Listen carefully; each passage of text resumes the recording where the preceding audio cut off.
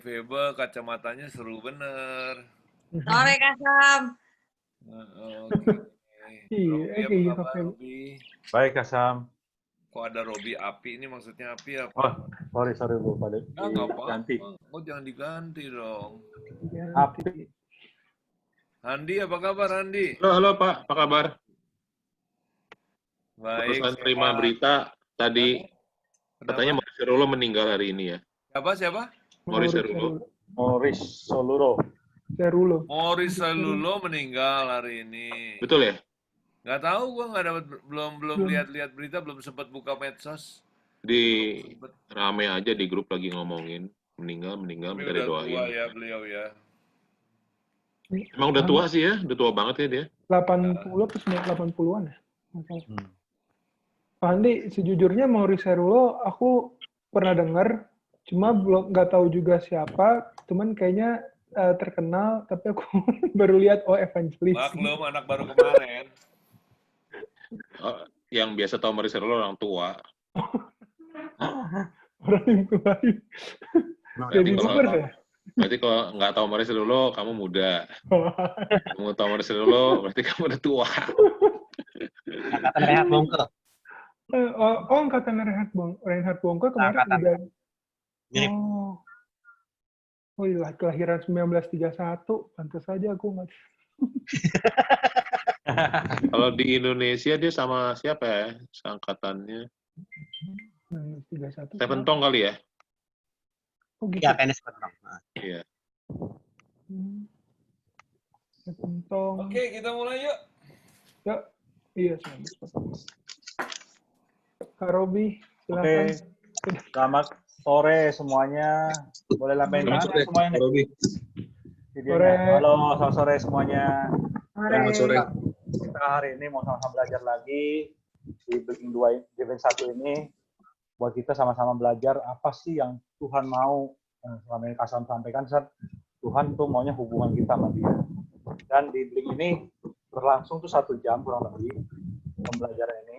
Nah, nanti ada sesi saya jawab. Dan juga di sini kita bukan mencari benar atau salah, tetapi di sini kita sama belajar. Ya, terus nanti kita juga boleh bawa teman, ngajak teman gabung di tim ini dengan ngasih nomornya ke Randy, ngasih info. Nah, selama acara ini pasti direkam sama Randy dan akan di-share di YouTube. Saya rindu banget kalau misalnya teman-teman yang bawa temannya baru datang sini hadir, boleh di chat masukin namanya siapa yang baru hadir supaya kita bisa tahu yang baru datang itu siapa, yang baru hadir di Blink 1 ini siapa. Ya, begitu aja untuk saya sampaikannya. Selanjutnya saya persilakan Om Kasam. Oke. Selamat sore semua teman-teman yang saya percaya hari ini kalian juga menikmati kasih Tuhan yang luar biasa. Saya sudah beberapa hari nggak sempat jalan, baru tadi bukan jalan pagi, jalan kesiangan. Tapi kembali saya gunakan biasanya sambil jalan pagi, sambil menikmati persekutuan dengan Tuhan dan Roh Kudus. Kembali saya merasakan bahwa kasih Tuhan yang saya kenal adalah kasih yang betul-betul melimpah. Saya merasakan keindahannya, saya merasakan pribadinya yang sulit untuk saya ceritakan. Nah, apakah suara saya terdengar dengan baik? Oke, Kak. Terdengar Kak, bagus. Terdengar bagus? Oke. Bagus. Kak. Dan saya harap kalian juga bisa tiap hari semakin menikmati persekutuan dengan Tuhan, persekutuan dengan Roh Kudus, karena Alkitab berkata dan firman Allah berkata, inilah hidup kekal itu, yaitu mengenal Bapa, ya, mengenal pribadinya, mengenal bukan cuma ajarannya, bukan mengenal cuma apa yang dia bisa buat, bukan mengenal cuma apa yang bisa dia berikan, tetapi mengenal dirinya. Ya, saya teringat sebuah cerita ketika seorang raja berulang tahun.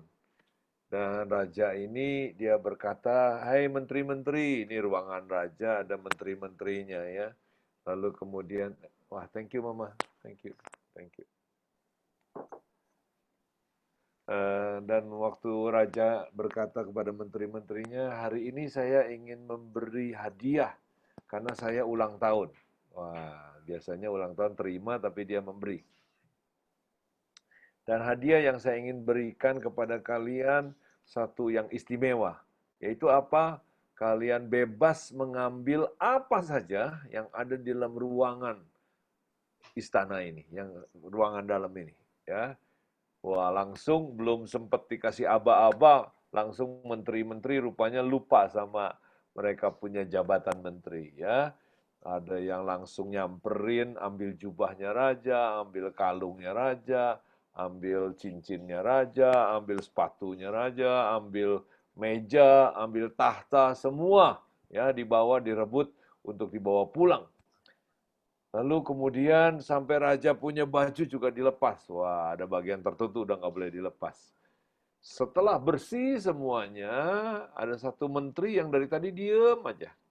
Lalu rajanya tanya kepada menteri ini, "Hei menteri, kamu nggak mau ambil hadiah apa-apa dari aku?" Menterinya berkata, "Ada dong. Loh ini udah habis, tinggal pakaian dalam ini." "Wah yang pakaian dalam nggak boleh," kata raja. "Oh masih ada, tenang aja lah. Kamu mau ngambil apa?" "Saya mau bawa pulang raja ke rumah saya." Nah teman-teman, seringkali kita lupa bahwa kalau kita memiliki pribadinya, maka kita memiliki segalanya. Kalau kita mengenal dia, maka kita tidak akan pernah kekurangan. Kalau kita ada di dalam dia, itulah tujuan kita. Sehingga Yesus berkata dan Rasul Paulus berkata, inilah yang kita semua tuju dan cita-citakan, yaitu kita ada di dalam Kristus. Dan Kristus ada dalam kita. Ya. Nah, baiklah hari ini saya ingin tutup section kedua. Section kedua kita mulai bicara tentang doing. Ya, section pertama kita bicara being, section kedua mulai kita ambil sebagian dari doing. Dan kita mulai mengenal tentang iman, kita mulai mengenal tentang bagaimana tindakan iman ya. Nah, hari ini saya mau angkat sebuah kisah. Dan kisah ini dapat memperlihatkan kepada kita being, doing, dan having. Be, do, have. Ya, apa yang terjadi dengan seorang yang kita akan sama-sama pelajari hari ini. Ya. Baiklah kita akan sama-sama berdoa. Bapa, sore hari ini kami datang bersama-sama, kami menyisihkan waktu 2 jam. Kami ingin membuka hati kami ingin supaya hadirat Tuhan, roh Tuhan, memberkati, menuliskan, memeteraikan, menanam firman-Mu ke dalam hati kami. Tuhan, biarlah segala penghalang kami boleh singkirkan dan kami boleh datang sepenuh hati kami.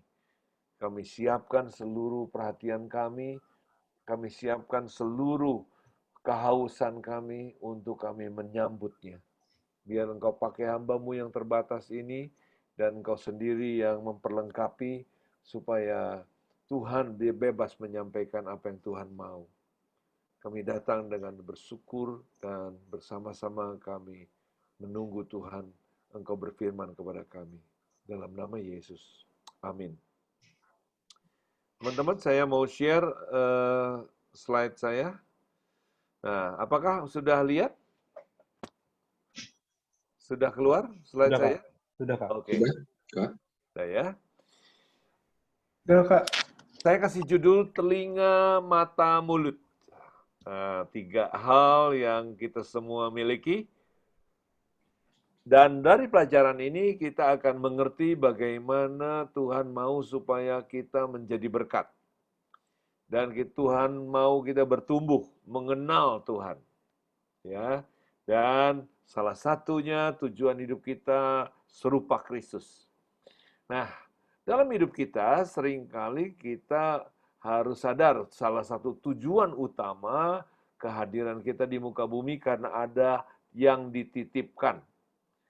Setiap kita dititipkan sesuatu untuk dipelajari oleh generasi yang berikut. Ya. Hari ini kita akan lihat seorang yang di Alkitab seringkali tidak disukai untuk ditiru, ya, tetapi dikagumi. Siapakah dia? Dia adalah Ayub. Kenapa saya bilang tidak suka ditiru? Sebab kalau saya tanya, siapa yang mau hidupnya seperti Ayub? Biasanya tidak ada orang yang mau. Kenapa? Karena Ayub identik dengan kesengsaraan. Ayub identik dengan penderitaan. Mari saya akan bacakan, kita simak ayat-ayat ini. Ada seorang laki-laki di tanah Uz bernama Ayub.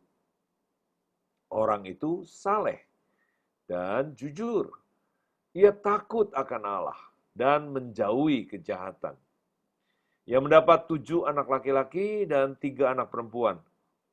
Ia memiliki 7.000 ekor kambing domba, 3.000 ekor unta, 500 pasang lembu, 500 keledai betina, dan budak-budak dalam jumlah yang sangat besar. Sehingga orang itu adalah yang terkaya dari semua orang di sebelah timur. Perhatikan, dalam 3 ayat, Alkitab memperkenalkan Ayub secara komprehensif. Yang pertama, kita perhatikan, ternyata Tuhan tidak memberi reputasi yang terkaya itu sebagai yang pertama. Tuhan memberi reputasi kepada Ayub dalam perkenalannya. Ayub itu orang yang saleh, itulah reputasinya. Saleh. Ya, yang kedua jujur. Ketiga, takut akan Allah, dan yang keempat, menjauhi kejahatan. Baru nanti yang terakhir, reputasi kekayaan yang disebut terkaya, itu di bagian terakhir. Nah, inilah kurikulum vitae dari Ayub. Nah, teman-teman, cari orang kaya di Indonesia nggak terlalu banyak sih. Tapi cari orang yang kaya tapi saleh, nah itu tambah sedikit. Cari orang yang kaya, saleh, dan jujur, saya nggak tahu kita akan ketemu atau tidak. Lalu kalau ditambahin lagi 2 syarat di belakangnya, sudah sangat kaya, saleh, dan jujur, ditambah takut akan Tuhan, dan ditambah menjauhi kejahatan, Kristen, saya nggak tahu apakah kita akan mungkin menemukannya. Sampai sejauh ini saya ini belum menemukan pengusaha yang sangat kaya, tapi saya ketahui bersih di dalam bisnisnya.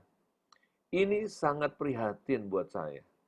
Ini sesuatu yang membuat saya selalu berpikir ulang untuk menjadi seorang gembala. Kenapa? Karena kalau saya menjadi gembala, menggembalakan jemaat yang katanya bisnismen, yang kemudian melayani Tuhan, bahkan mulai khotbah dan sebagainya, tetapi sementara memulai bisnisnya dan menjalani bisnisnya dan menjalani kehidupan sehari-hari dalam konteks hukum.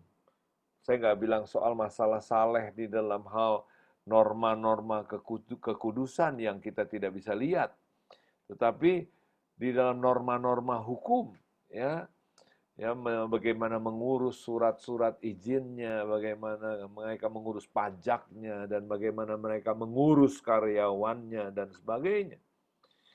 Nah, saya sampai hari ini, saya sangat prihatin dengan situasi ini. Tapi Alkitab dari jauh-jauh hari menunjukkan kepada kita ada seorang yang Tuhan banggakan. Namanya Ayub. Dan saya ingin ajak kita semua yang hadir sore ini dalam persekutuan ini, supaya kita punya keinginan untuk boleh memodel yang namanya seorang yang bernama Ayub. Konon Ayub ini kitabnya ditulis lebih tua dari kitab Musa. Itu dalam sejarah, saya nggak tahu bagaimana, tapi yang pasti dalam tulisan dan gaya tulisnya memang kelihatan ini adalah gaya tulis yang sangat tua. Dan kita lihat bahwa dia mempunyai 10 anak, 7 laki-laki, 3 perempuan. Dan kalau dipadankan sekarang barangkali 7.000 ekor kambing domba ini mau dipadankan dengan apa? Dengan mobil kah? Ya, 3.000 ekor unta Anda mau padankan itu dengan bis, traktor, pabrik, 300 pasang lembu, 500 pasang lembu. Berarti ada 1.000. Ada 500 keledai betina. Bayangkan ini cuma betinanya yang dihitung, yang jantan nggak dihitung. Dan budak-budak dalam jumlah yang sangat besar. Dan menarik sekali bahwa ini adalah caranya Alkitab memperkenalkan Ayub. Lalu Ayub diberi tantangan. Di dalam ayat 10, bukankah engkau yang membuat pagar sekeliling dia dan rumahnya serta segala yang dimilikinya?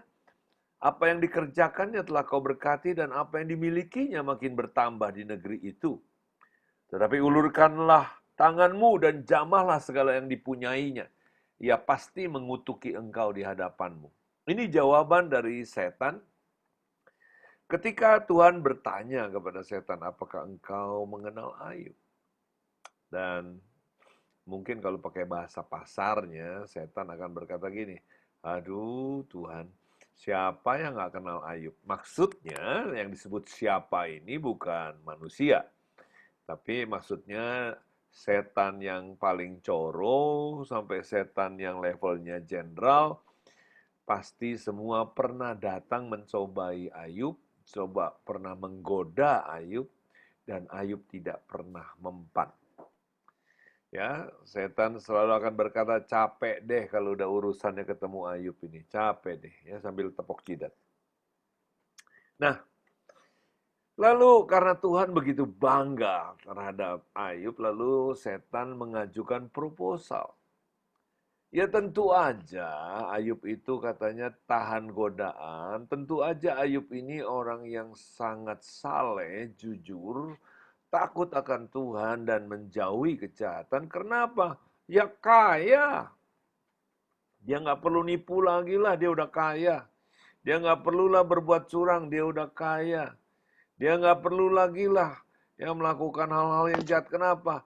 Dia sudah paling kaya. Dan Tuhan jaga dengan pagar katanya. Dan Tuhan memberkati pula apa yang dia punya. Karena ada berkat Tuhan, yang dia punya itu makin nambah. Perhatikan, banyak hal yang kita bisa temukan rahasianya. Ya, bahwa tiap kita juga Tuhan punya pagar. Dan dipagarinya bukan cuma diri kita loh. Rumah kita juga dijaga oleh Tuhan. Dan segala yang dimiliki. Dan bahkan yang kita kerjakan diberkati Tuhan. Dan apa yang kita punya karena ada berkat Tuhan nambah. Itu bukan cuma Ayub, tapi semua anak-anak Tuhan. Lalu setan memberi proposal. Ulurkan tanganmu. Ya bahasa pasarnya, bahasa kininya. Ya kalau miskin, kalau gembel, kalau dia ini udah melarat, apa iya dia masih bisa menyembah Tuhan dan saleh? Apa iya dia masih bisa takut akan Tuhan? Dia pasti mengutuk Tuhan, kata si setan. Ya. Nah, teman-teman, lalu firman Tuhan kepada iblis. Nah, segala yang dipunyainya ada di dalam kuasamu. Hanya jangan engkau mengulurkan tanganmu terhadap dirinya. Kemudian pergilah iblis dari hadapan Tuhan. Jadi setan langsung hari itu juga, detik itu juga turun, dihajar tuh si Ayub. Nggak pakai nunggu, nggak pakai lama. Nggak pakai rapat dulu. Dan itu atas izin Tuhan. Jadi Tuhan kasih izin. Tapi dalam pagar. Boleh miskin. Ya, artinya hartanya boleh kamu bangkrutkan. Tapi kamu tidak boleh bikin dia sakit. Jangan kamu ulur tanganmu terhadap dirinya. Jadi artinya si Ayubnya beingnya, nah ini ya kita perlu belajar nanti having, doing, being. Tuhan izinkan untuk apa yang Ayub having miliknya dihancurkan, direbut oleh setan, dihancurkan. Silakan kata Tuhan. Tapi beingnya, tubuhnya, kamu tidak boleh bikin dia sakit. Coba ucapkan sama-sama teman-teman, miskin boleh, sakit tidak boleh. Miskin boleh, sakit tidak boleh. Nah, itu adalah tulisan di pintu pagar yang Tuhan buat mengelilingi Ayub. Ya, coba bayangkan imajinasi. Ayub itu ada pagarnya dan pagarnya itu ada pintunya dan di pintunya ada tulisan. Miskin boleh, bangkrut boleh, ya, tapi tidak boleh sakit. Nah, perhatikan kalau Tuhan udah bilang tidak boleh, siapapun tidak bisa melanggarnya, ya. Lalu hari itu juga loh, edan benar, setan itu bikin Ayub tiba-tiba bangkrut dan miskin. Teman-teman, bangkrutnya ini bukan cuma bangkrut yang biasa. Dikatakan amblas semuanya. Ya, bahkan anaknya pun mati. Nah, coba kita hayati dulu situasi ini ya. Saya sambil menikmati ini minuman yang dibuat oleh Kak Ani ya. Nah, teman-teman, sambil kita hayati. Si Ayub ini bangun pagi ya masih minum jus, masih minum kopi, masih sarapan ya. Saya nggak tahu dia sarapannya apa ya. Barangkali telur ceplok ya, barangkali nasi kuning ya, barangkali nasi uduk. Nah, ya. Dia masih jadi orang yang paling kaya. Saya bayangkan kalau dia punya iPad atau dia punya tablet atau dia punya gadget, dia lagi baca-baca berita dunia yang kena COVID. Ya, dia lagi baca-baca situasi. Ya, pokoknya intinya dia masih jadi orang paling kaya hari itu. Bangun pagi dia masih merasa identitasnya jelas, dia orang yang paling kaya. Jam demi jam dia dapat laporan. Nggak tahu lewat WA, nggak tahu lewat email, nggak tahu lewat telepon, ya atau zaman dulu saya nggak tahu lewat apa. Satu persatu datang. Dan satu demi satu melaporkan semua ya bawa laporan yang tidak enak. Yang ini bagian yang ini dia punya aset dirampok, yang ini kebakaran, yang ini kena bencana. Pokoknya satu demi satu dan yang terakhir anaknya mati. Dan bukan cuma satu yang mati, bukan cuma dua yang mati, bukan cuma tiga, tapi Alkitab bilang 10-10-nya mati. Teman-teman, yang namanya bangkrut, nggak ada yang mendadak. Ya, kalau ada perusahaan, tiba-tiba dia bangkrut, itu biasanya ada tahapan, berjenjang. Ya, mulai ya pemasukannya menurun, penjualan turun, ya, mulai banyak hal yang macet, ya. Jadi itu bertahap, minggu ke minggu, bulan ke bulan. Ya, pengusaha yang bangkrut itu biasanya nggak satu hari, proses itu berbulan-bulan. Dia udah liatin bahwa ini bahaya nih, tapi terus kapal itu tenggelamnya pelan-pelan. Tapi kalau Ayub enggak, tadi malam dia masih tahu dia semuanya oke, kok bangun pagi masih oke, tiba-tiba hari itu dia bangkrut. Nah teman-teman, ini kalau stres, itu tingkat stresnya nggak main-main. Ya, sebenarnya Ayub disentuh juga oleh setan dalam level bukan tubuhnya, tapi mentalnya, lewat stres. Ya, dan anak mati itu juga urusan mental, urusan jiwa, urusan pikiran, urusan perasaan. Mati satu aja stres loh. Saya sih nggak kebayang kalau saya ngalami satu anak saya meninggal. Anyway, pasti yang namanya hidup kita nggak ada yang tahu. Tapi saya nggak kebayang saya akan mengalami perasaan seperti apa. Dan saya butuh waktu untuk merecover itu. Tapi ini 10-10-nya. Menurut saya ini kisah memang ekstrim. Ya banyak orang bilang ini kisah Ayub ini fantasi atau fiktif. Oke, whatever. Mungkin fiktif, mungkin enggak. Tapi yang pasti ada dalam Alkitab, ada dalam firman Tuhan dan dikutip oleh Yesus. Jadi ini valid sebagai firman Allah. Nah, menurut saya hari itu Ayub menutup hari itu dengan satu keadaan yang sangat-sangat beban berat. Tapi luar biasanya ya, waktu istrinya memberi komentar, dijawab sama dia, ayat 21, Katanya, dengan telanjang aku keluar dari kandungan ibuku, dengan telanjang juga aku akan kembali ke dalamnya. Tuhan yang memberi, Tuhan yang mengambil.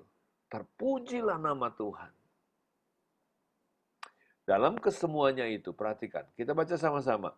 Ayub tidak berbuat dosa dan tidak menuduh Allah berbuat yang kurang patut. Ayub tidak berbuat dosa. Dalam hal apa? Dalam perkataannya. Dia tidak menuduh Tuhan.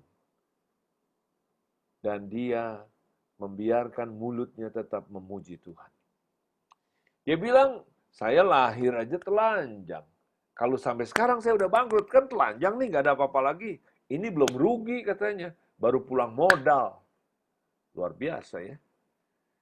Kita ini kadang-kadang baru kehilangan sepeda aja, kehilangan motor aja, kerasanya kayak kok Tuhan kejam, kok Tuhan nggak lindungi saya.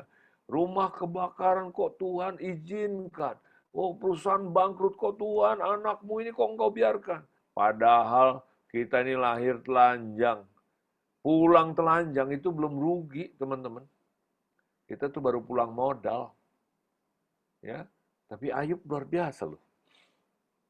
Nah, singkat cerita, jawaban Ayub ini membanggakan Tuhan sekali. Ya, nah, Tuhan mau bilang gimana? Hebat kan? Setan ternyata nggak puas. Ya, dia datang dengan proposal yang berikut. Ya tentu aja dia masih sehat katanya. Coba kalau dia sakit. Teman-teman, orang kalau bangkrut tapi masih sehat, itu kemungkinan untuk pulih itu nggak susah, ya. Karena Ayub rupanya entrepreneur sejati. Saya masih ingat ketika tahun 98 di mana kita punya kerusuhan itu di Jakarta, saya lihat banyak toko dibakar. Ya 1-2 tahun kemudian toko-toko itu kemudian sudah pulih, bisnis jalan lagi, ya. Jadi Indonesia ini luar biasa ya. Saya nggak tahu nih nanti dengan COVID ini kan ekonomi kita banyak yang hibernate nih ya, banyak yang tiba-tiba menyusut. Ya mungkin kita butuh 2-3 tahun. Tapi yang pasti setan bilang tentu aja Ayub masih sehat. Nah teman-teman sampai di sini saya mau nanya ya. Seandainya yang dibicarakan antara setan dengan Tuhan itu bukan Ayub tapi dirimu dan diriku. Yang Tuhan percakapkan bukan Ayub, tapi si Samiton. Yang Tuhan percakapkan bukan Ayub, tapi yang ada di sini. Yang di sini ini siapa aja sih? Yang tadi saya tahunya Robi, ada Handi, ada Jamie ini ya. Ada Feby. Tadi saya dengar suara Arti ya. Ada Singgi, ada siapa lagi ya? Nah, kalau namamu yang dibicarakan. Dan jangan pikir loh, Anda nggak pernah dibicarakan.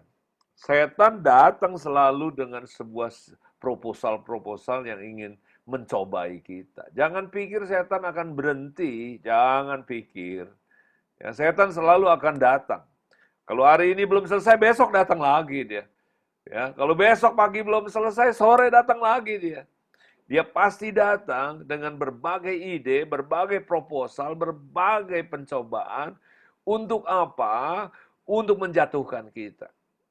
Nah, ini hanya cerita Ayub sebuah gambaran saja.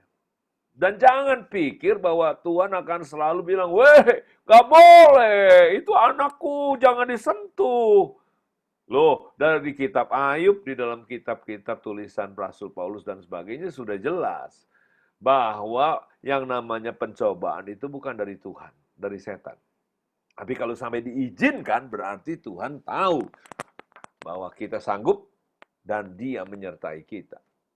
Jadi pencobaan yang tidak diizinkan artinya Tuhan juga tahu kalau itu memang di luar kemampuan kita. Dan kalau sampai diizinkan itu artinya Tuhan tahu kita mampu. Ya. Jadi setan datang dengan proposal lain. Nah, mungkin juga hari ini, saat ini nih setan sedang datang sama Tuhan. Sedang bawa proposal tentang Samiton. Tentang Anda juga. Dan yang bikin repot kita, Dan perlu kita sadar, Tuhan itu kadang-kadang jawabnya seperti ini. Nah, ia ada dalam kuasamu, hanya sayangkan nyawanya. Tuhan bilang, oke, jadi maksud lu apa? Kata setan, bikin sakit dong. Maksud lu? Sakit. Oke, kata Tuhan. Boleh sakit.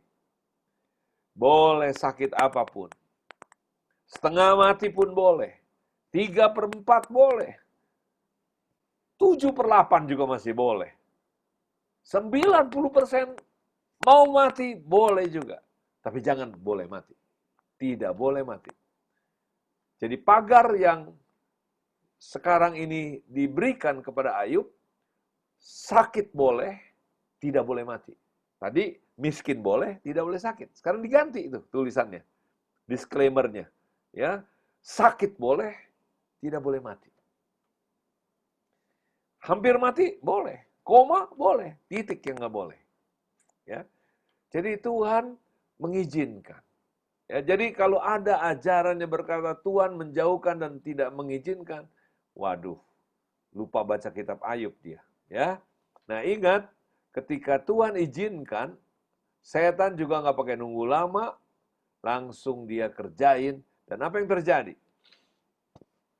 Ayub tiba-tiba sakit. Nah sakitnya bukan sakit jantung. Kalau sakit jantung langsung mati. Ayub nggak sempat menjadi orang yang bersungut-sungut. Nah kalau sakitnya kayak kanker gitu, ada kemungkinan malah cari Tuhan. Tapi ini penyakit yang menjengkelkan, namanya gatal-gatal. Dan gatal-gatalnya jangan Anda bayangkan cuma 1-2 titik. Seluruh kulit ini jadi gatal, termasuk bagian mulut, bagian telinga. Anda bayangin gak sih kalau gatalnya di mata, di lubang hidung, di telinga, di mulut, di dalam gatal. Anda bisa bayangin gak sih sengsaranya itu kayak apa? Seluruh badan gatal. Sehingga Ayub bukan cuma garuk pakai kuku lagi, Ayub perlu pecahkan tembikar atau beling untuk dipakai menggaruk. Ya tentu akan menimbulkan luka dan ada nanahnya, ada darahnya. Nah supaya nggak infeksi, lalu Ayub mengambil daun-daunan, kayu-kayuan, akar-akaran yang dibakar jadi abu, dan abu itu ditabur supaya jadi antibiotik zaman dulu. Singkat cerita, Ayub berubah bentuk. Saya lagi bayangkan Ayub udah nggak pakai baju, ya dia juga udah bangkrut, mungkin dia di kaki 5, zaman itu bukan kaki 5 kali, namanya kaki 6 kali ya. Lalu dia di bawah pohon mungkin, lalu kemudian dia tabur abu, ya, dia kudisan, korengan, penuh dengan nanah dan darah, cairan yang lengket, begitu kasih abu kering, tapi begitu dia gatal lagi, digarok lagi, kasih abu lagi, lama-lama lapisan ini jadi tebal. Nah, saya bayangkan Ayub itu udah mirip-mirip jadi kroket, ya, atau ayam crispy, ya, penuh dengan kerak-kerak yang jijik dan bau dan sangat tidak enak di pemandangan mata. Dan istrinya berkata, kali ini kamu mesti kutuk Tuhan. Tapi Ayub jawab apa?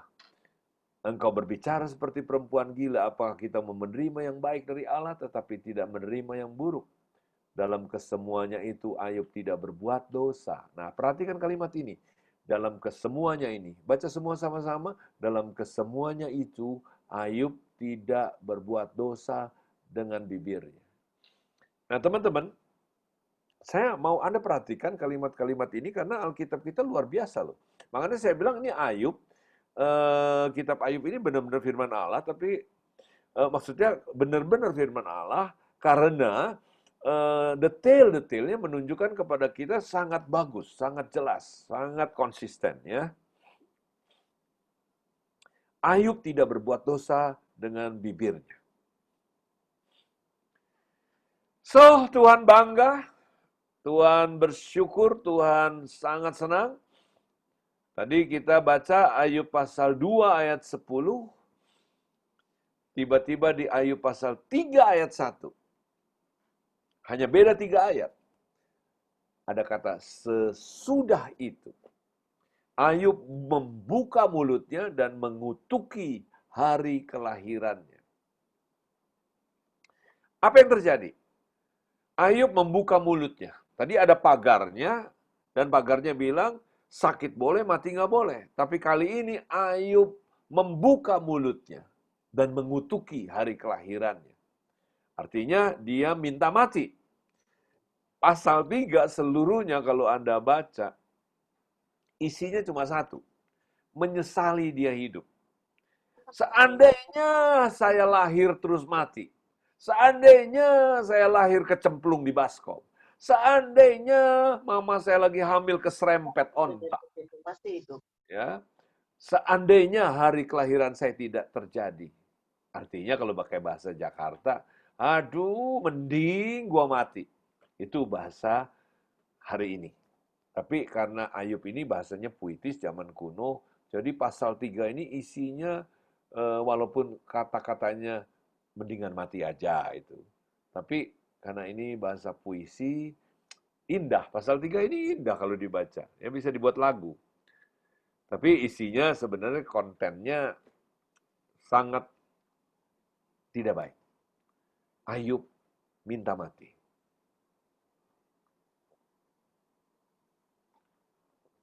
Tadi kita sudah diingatkan tentang ada pagar yang berkata sakit boleh, mati nggak boleh.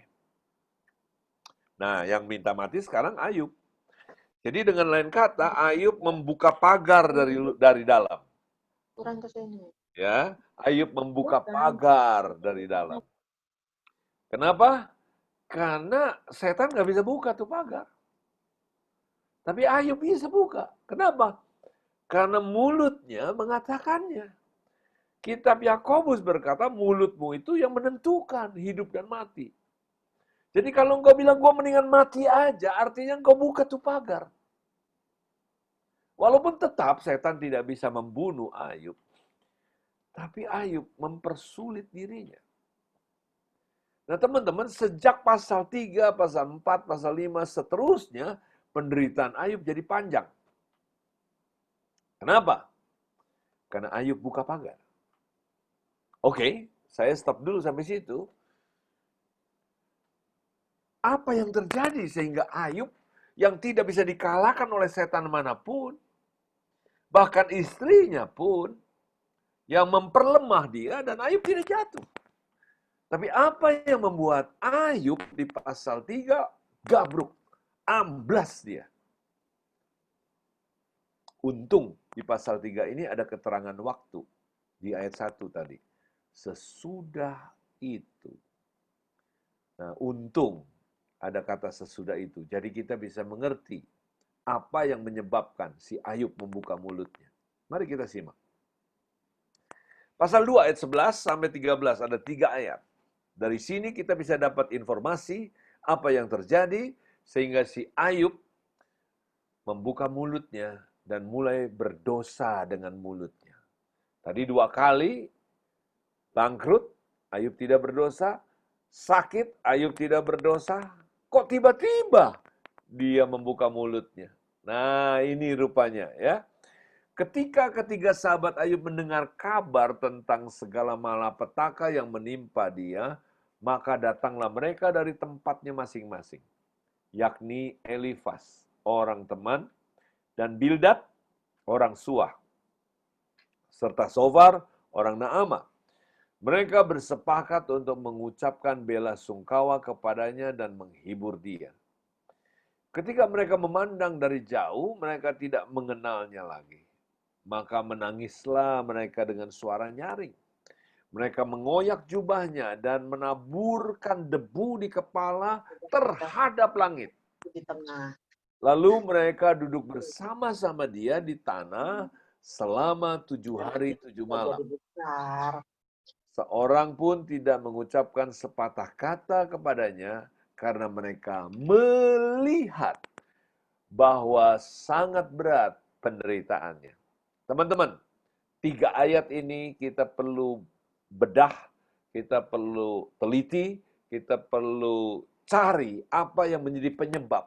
Sebab dalam 3 ayat ini ditunjuk oleh Alkitab, sesudah 3 ayat ini, Ayub bermasalah. Dan kalau kita menemukan penyebabnya, kita boleh terhindar dari masalah yang Ayub alami. Perhatikan, pertama, teman-temannya dari jauh datang. Kenapa? Karena mereka dengar kabar. Si Ayub sakit. Dan bukan cuma sakit, bangkrut pula. Sudah bangkrut, pakai sakit. Jadi ini namanya sudah jatuh ketiban semuanya. Dan ketika mereka lagi jalan, tentu niatan mereka katanya ngebesuk. Niatannya mengucapkan bela sungkawa, turut prihatin. Dan tujuannya positif untuk menghibur. Tentu seperti itu. Nah, tapi ketika mereka memandang dari jauh, mereka tidak mengenalnya lagi. Kenapa? Kan tadi saya sudah kasih tahu, Ayub sudah seperti ayam crispy atau kroket. Penuh dengan kerak-kerak. Dia tidak punya rumah lagi, mungkin dia di bawah pohon. Kita nggak diceritakan settingannya, ya. Bagaimana temannya bisa menemukan alamatnya. Lalu ketika mereka melihatnya dari jauh loh, dari jauh. Mereka udah nangis dengan suara nyaring. Ya, sebutlah dari jauh, mungkin dari 100 meter atau 200 meter. Atau mungkin 50 meter, kita nggak tahu. Atau mungkin 10 meter.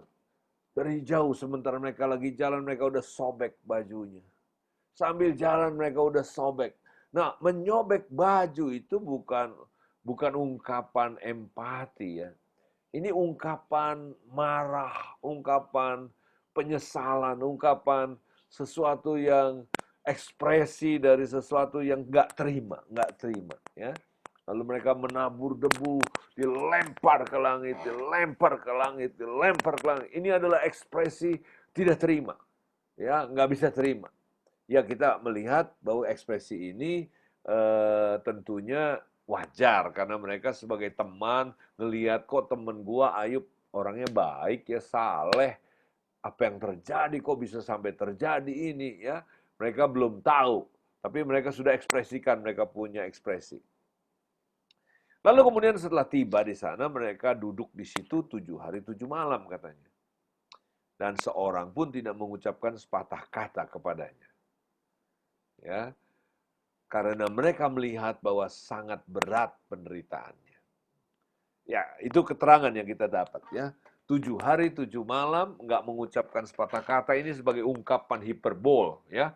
Anda jangan berpikir bahwa selama 7 hari mereka nggak bilang apapun, paling pasti mereka mengucapkan sesuatu ya. Tetapi ini adalah ungkapan ekspresi hiperbol bahwa speechless. Itu kalau bahasa modernnya ya. Mereka nggak tahu lagi mesti mengucapkan apa, mereka nggak tahu lagi mesti membahasnya bagaimana, mereka nggak tahu lagi bagaimana caranya menghibur Ayub, mereka nggak tahu. Tapi yang pasti ada tertulis di sini informasi mereka melihat bahwa sangat berat penderitaannya. Itu yang kita dapat dari 3 ayat ini. Dan tiba-tiba katanya tadi, sesudah itu Ayub membuka mulutnya dan mengutuki hari kelahiran. Jadi kalau saya membayangkan dari 3 ayat ini, mereka mulai mempengaruhi Ayub tanpa mereka sadari. Apa yang mereka pengaruhi? Mereka pengaruhi bagaimana Ayub melihat. Melihat apa? Melihat persoalannya. Teman-teman, kalau saya mempunyai HP di sini ya, HP ini kecil relatif dan langit ini besar. Yang pohon itu bisa dipenjulurin juga dong. Itu kan Langit ini besar dan HP ini mustahil untuk menutupi langit. Tapi HP ini dapat menutupi mata saya dari melihat langit. Jadi saya kalau tutupkan HP ini di depan mata saya, maka langit yang besar ini akan tertutup dan tidak terlihat lagi. Nah, begitulah persoalan. Ini persoalan. Persoalan ini mungkin kecil, mungkin besar. Tapi persoalan ini pasti tidak lebih besar dari Tuhan. Tuhan lebih besar, langit lebih besar.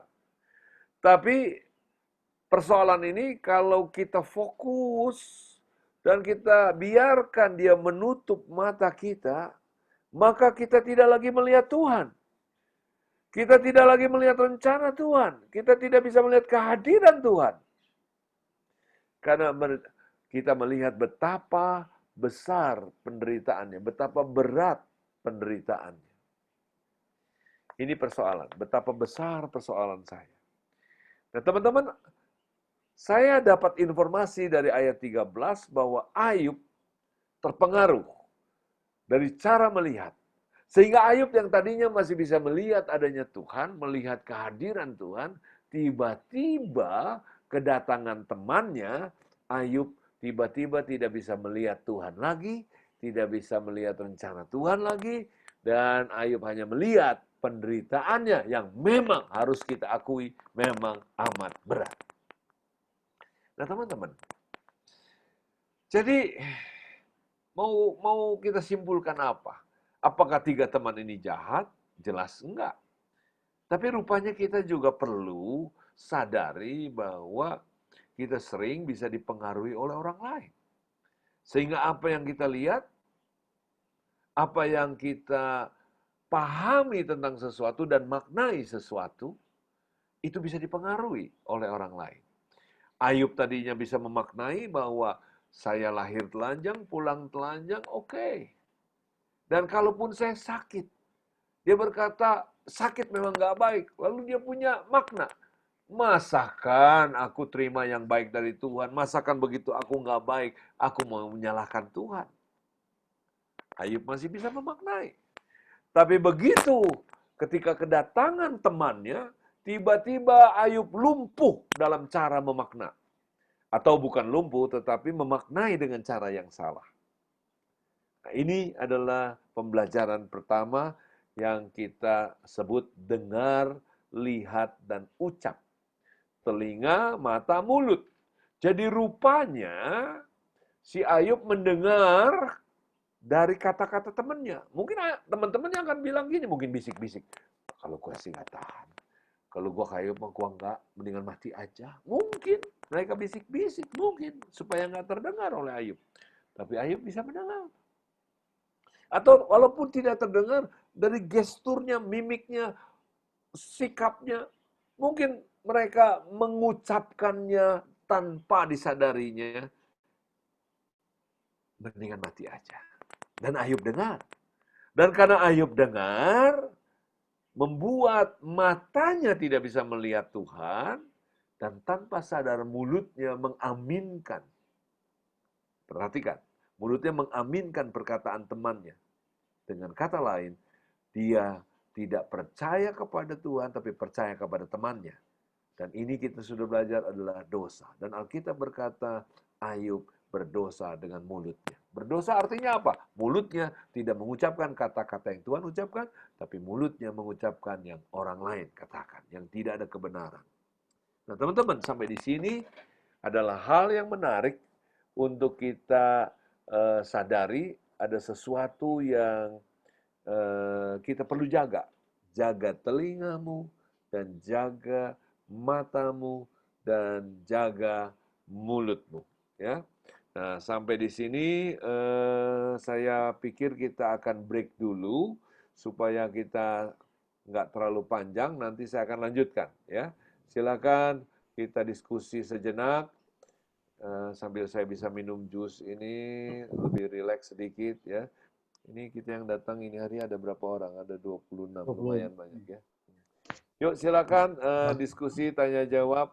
Yang mau nanya boleh raise hand dulu ya. Boleh raise hand, boleh langsung juga.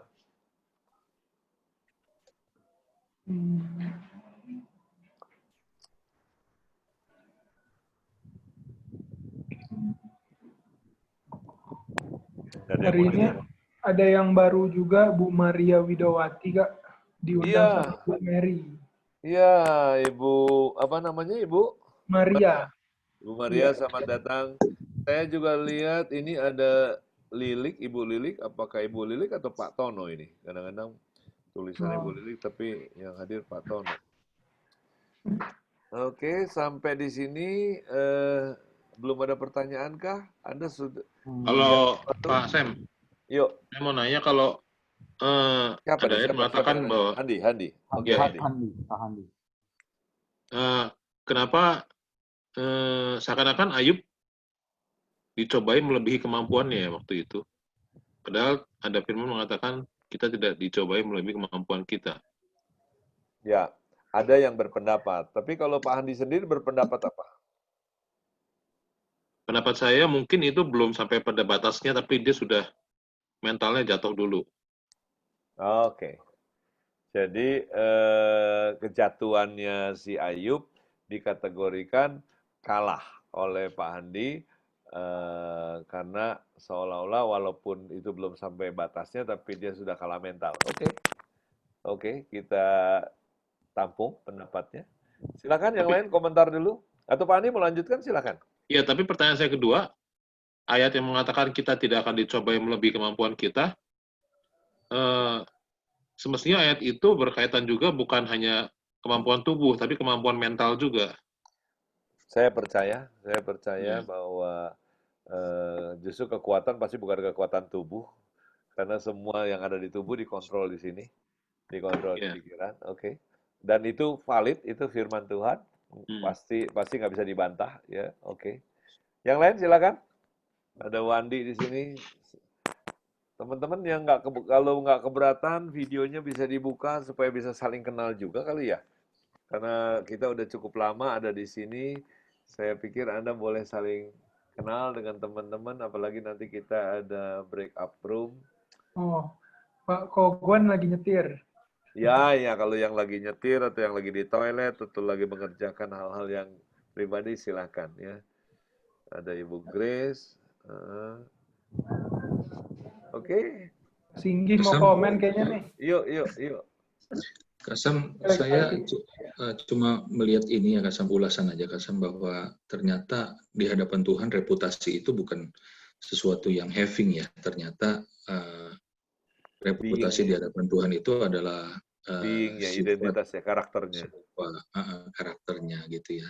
Ya. Nah, itu yang saya sangat dapat dari itu. Lalu kemudian yang berikutnya adalah kalau dilihat itu berarti kita sekuat-kuatnya kita tetap kita harus punya orang-orang yang mensupport ya, kayak Sofar, Elifas, Bildad, itu kan dia mungkin standarnya standar umum, sehingga akhirnya dia tidak mendalami apa yang Ayub alami, dia pakai standar umum. Ayub juga levelnya jadi turun gitu, ibaratnya seperti itu. Jadi memang sangat penting komunitas itu ya, Kasam, itu yang. Nanti kalau dibesuk mesti ditulis. Boleh membesuk tapi tidak boleh menjatuhkan. Tidak boleh melemahkan. Tidak boleh melemahkan. Menurut saya kitab Ayub ini pasal 3 ayat 1 itu menolong saya mengerti seluruh kitab Ayub. Dan kitab Ayub termasuk kitab sulit untuk dipahami. Tapi pasal 3 ayat 1 keterangan waktu di depan itu, sesudah itu menurut saya menolong saya untuk mengerti kitab ini ya. Jadi ini ada cerita sebenarnya teman-teman di balik kitab Ayub ini. Saya satu kali mau khotbah hari Minggu. Jadi Sabtu itu kan pasti persiapan, istirahat, doa, catat-catat persiapan semua khotbah saya. Zaman itu belum zamannya pakai PowerPoint terlalu kental lah. Jadi persiapannya nggak rumit kayak sekarang gitu ya. Lalu tiba-tiba sebelum tidur, Tuhan berkata, ganti judul khotbahmu, ganti topik khotbahmu. Saya agak terkejut. Saya bilang, Tuhan ganti topik apa? Saya kan udah persiapan biasanya 2 minggu sebelumnya biasanya. Semuanya saya udah renungkan. Lalu Tuhan bilang, khotbahkan tentang Ayub. Wah, saya langsung bangun. Saya bilang, Ayub. Tuhan, Ayub saya udah baca belasan kali dan saya nggak ngerti. Mau khotbah dari mana?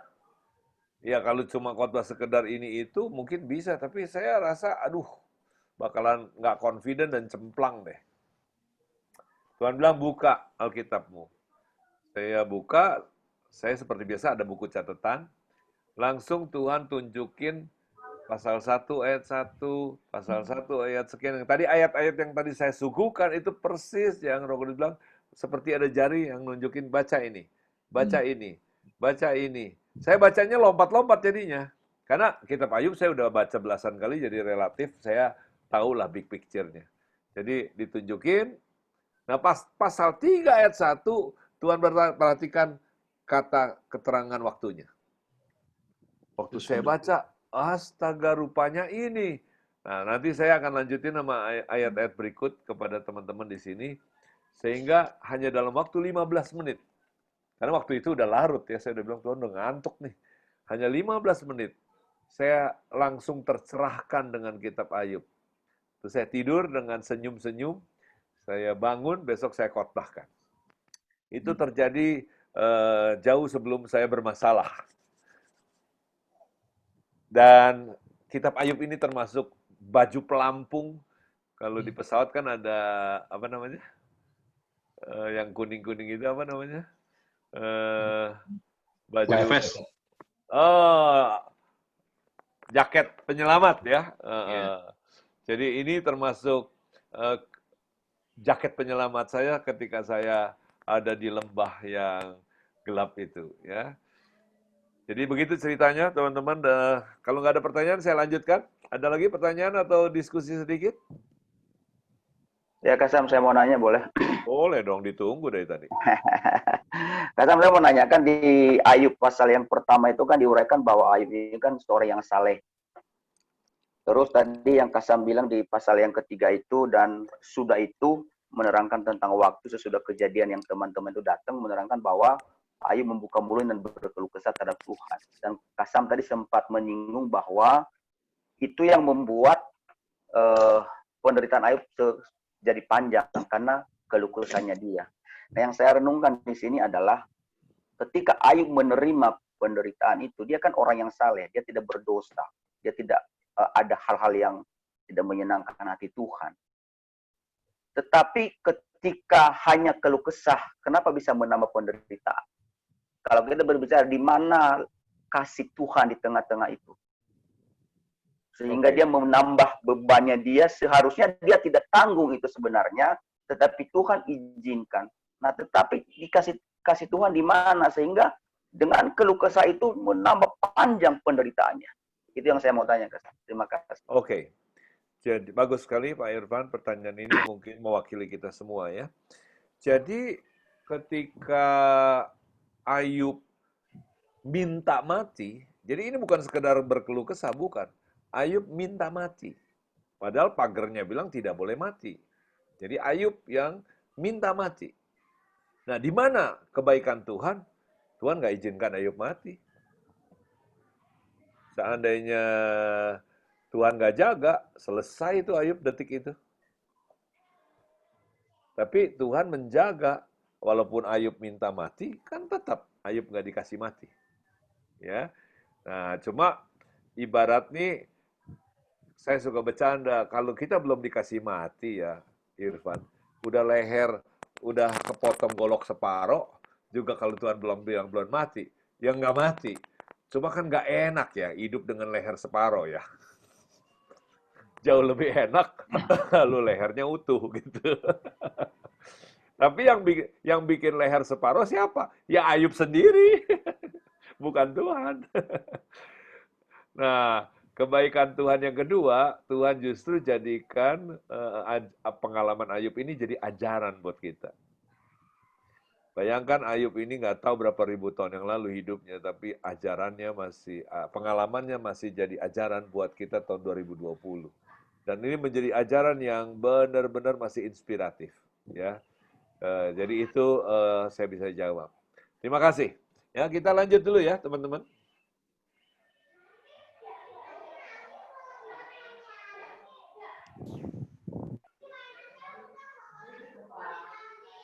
Oke. Lalu kalau kita lihat bahwa dari pasal 3 ke pasal 32 nih panjang banget ya, berapa pasal tuh. Singkat cerita, teman-temannya Ayub ini berdebatlah dengan si Ayub.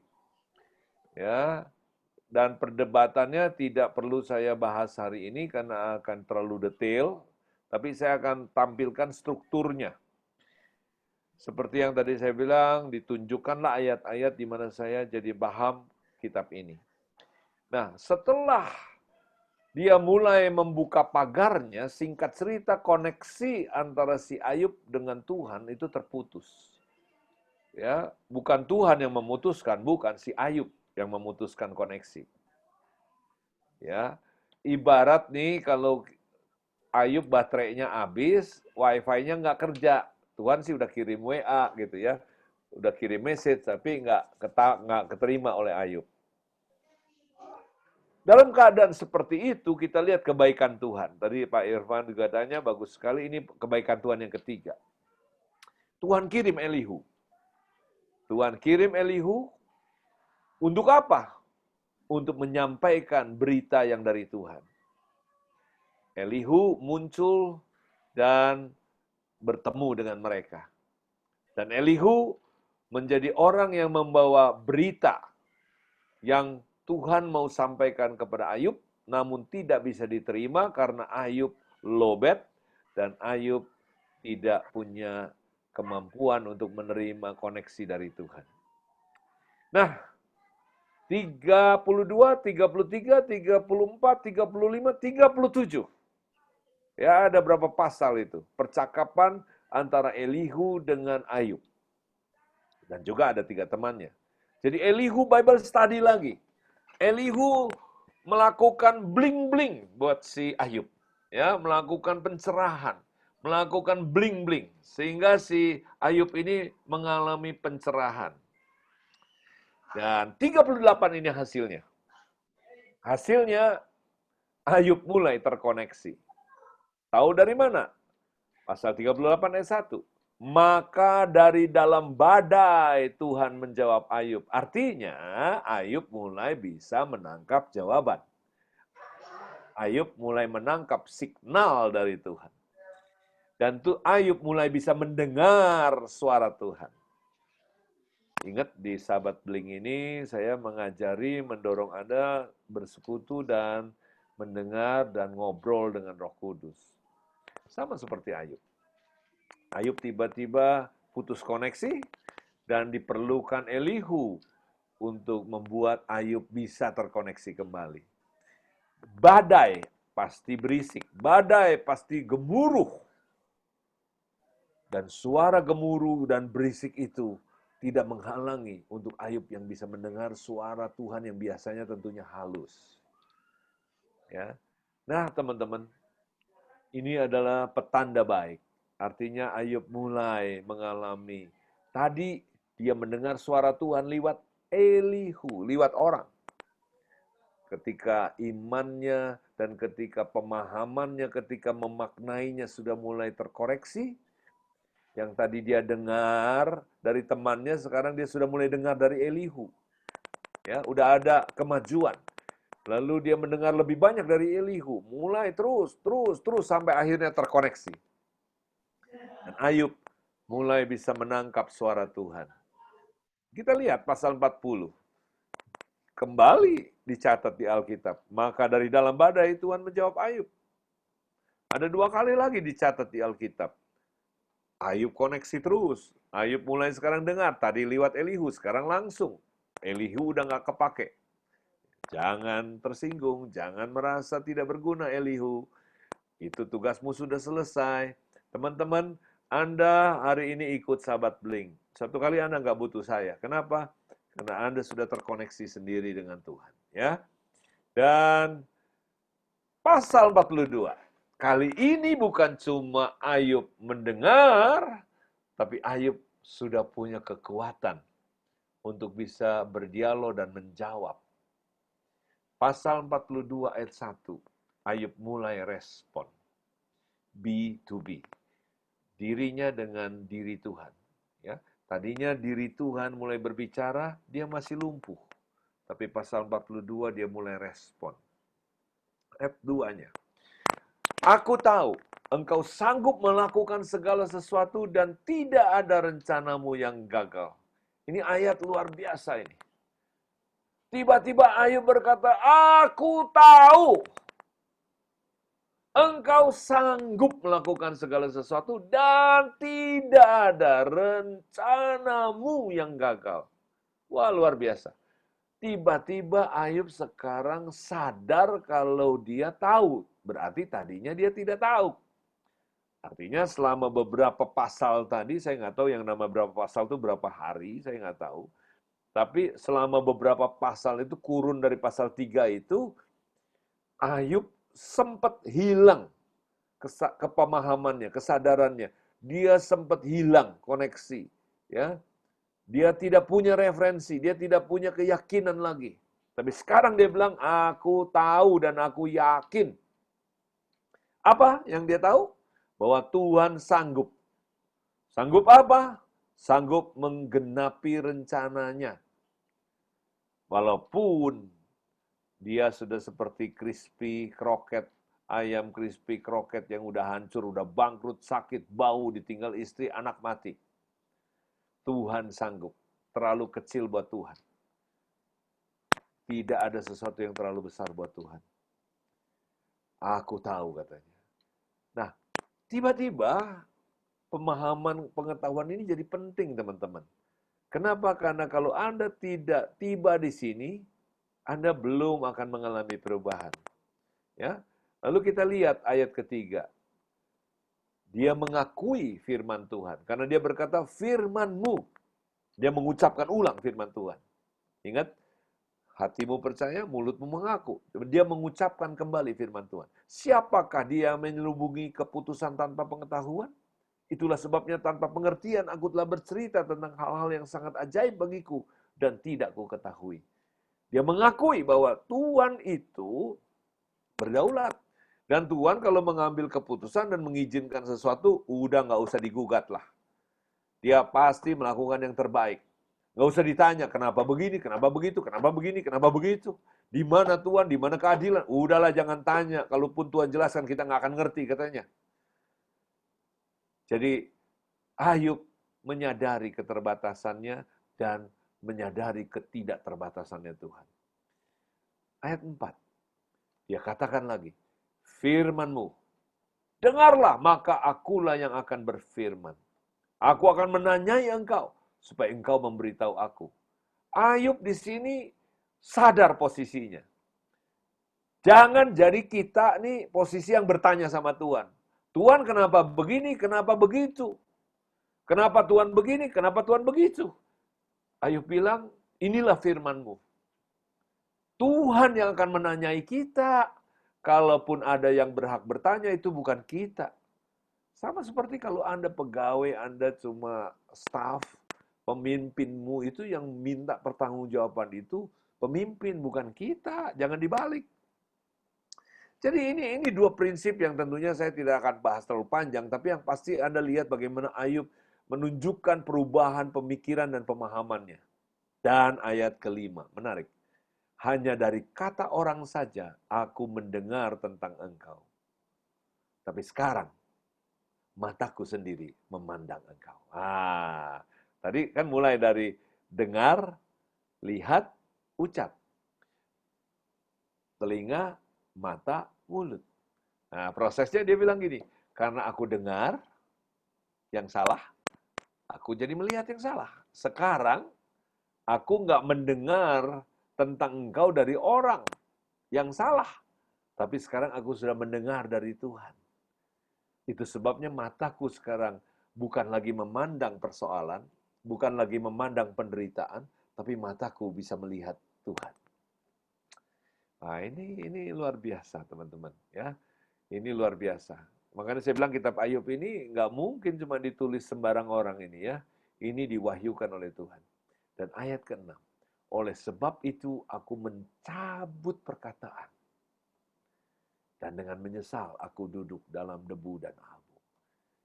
Perkataan yang mana yang dicabut? Yang minta mati. Yang membuka pagar. Lalu Ayub berkata, nggak jadi mati, kunci lagi. Kenapa? Tuhan punya rencana kok. Dan Tuhan pasti bisa menggenapinya. Walaupun aku dalam keadaan gini gampang buat Tuhan. Aku tahu bahwa engkau sanggup melakukan segala sesuatu dan tidak ada rencanamu yang gagal. Ayub ketemu being dengan being. Ayub mengalami perjumpaan dengan Tuhan. Dan kisah yang berikutnya menjadi sangat menarik buat banyak orang. Tuhan memulihkan keadaan Ayub sesudah ia meminta doa untuk sahabat-sahabatnya. Tuhan memberikan kepada Ayub 2 kali lipat dari segala kepunyaannya dahulu. Nah kalau ini kalau ditanya siapa yang mau, pasti semua bilang mau. Nah inilah kita ya. Kalau yang begini kita mau. Oke. Ayub mengalami penggenapan rencana Tuhan. Rupanya Tuhan punya rencana. Dan Ayub berkata nggak mau jadi mati. Kenapa? Kalau aku mati, ya waduh, aku nggak ngalami yang Tuhan rencanakan.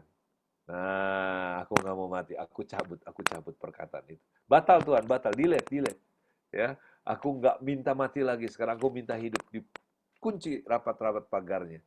Dan pasal 42 itu cuma satu pasal.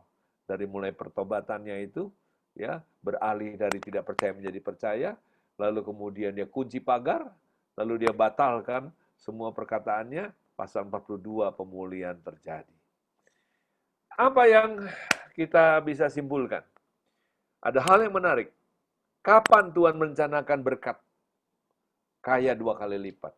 Saat Ayub berubah atau lulus, saat Ayub jatuh miskin, saat Ayub sakit, atau saat Tuhan kasihan kepada Ayub? Silakan Anda jawab di polling. Atau jawab di chat maksud saya, bukan di polling. Jawab di chat. Apa pendapat Anda? Kapan Tuhan punya rencana? Sebab saya sering dengar dulu, oh karena Ayub bertobat, lalu Tuhan bilang, well done, keren. Oke, aku tambahin bonus. Aku pulihkan, aku balikin, aku tambahkan. Itu dari dulu saya dengar khotbah begitu. Jadi sekarang saya mau nanya Anda, menurut Anda gimana? Silakan tulis di chat, nanti Robi tolong bacain ya. Apa menurut pendapat Anda? Kapan Tuhan merencanakan untuk memberkati Ayub 2 kali lipat? Saya kasih 1-2 menit.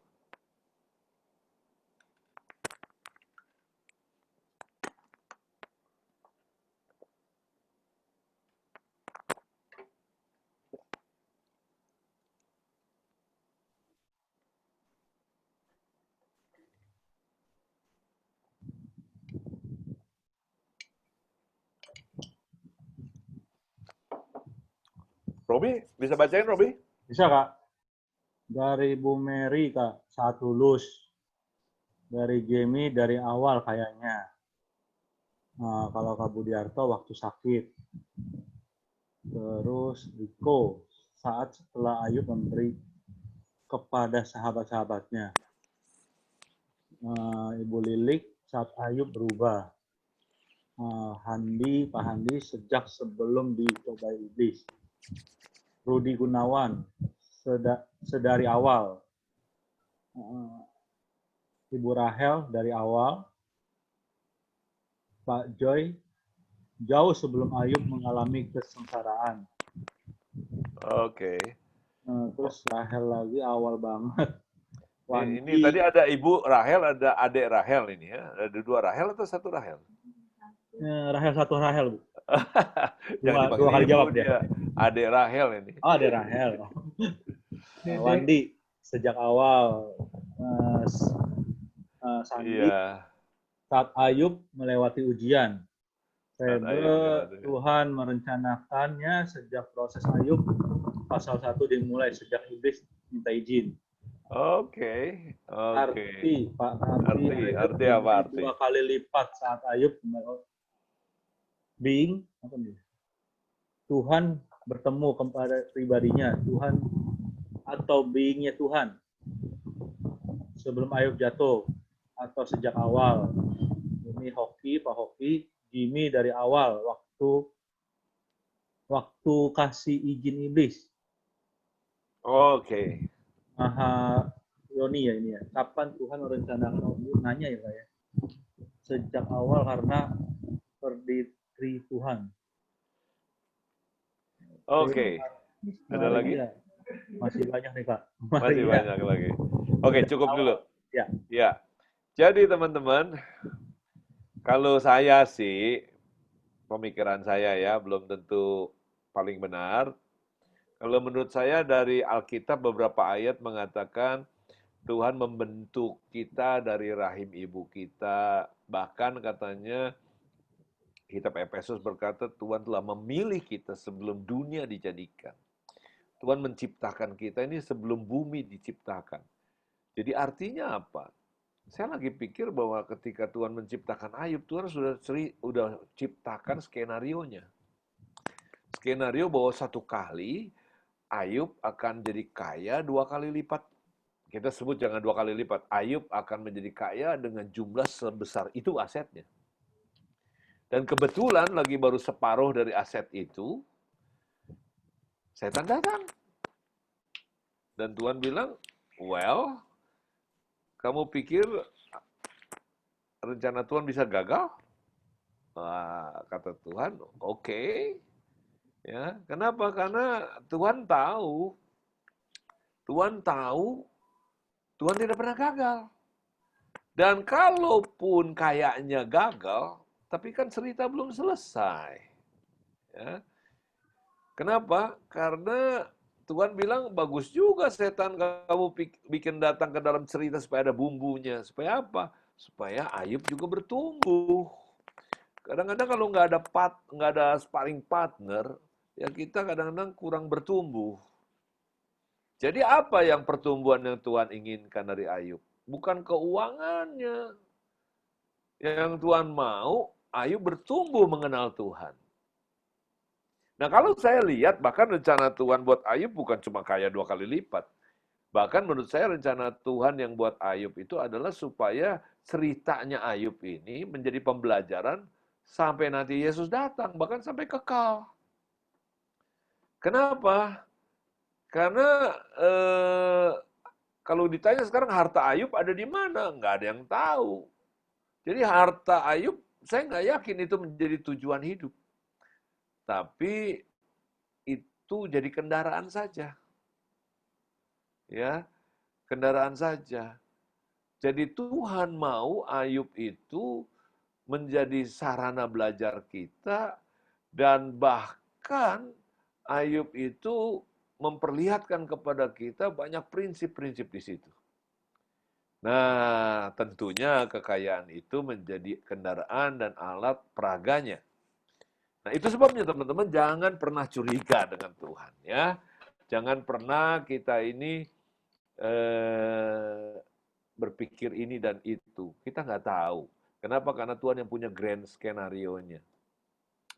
Dan kalau kita pikir-pikir dengan sederhana nih, kalau penggenapan Ayub kayaknya dengan aset yang besar itu tanpa penderitaan, ya kan nggak ada ceritanya. Pasal 1 ayat 1.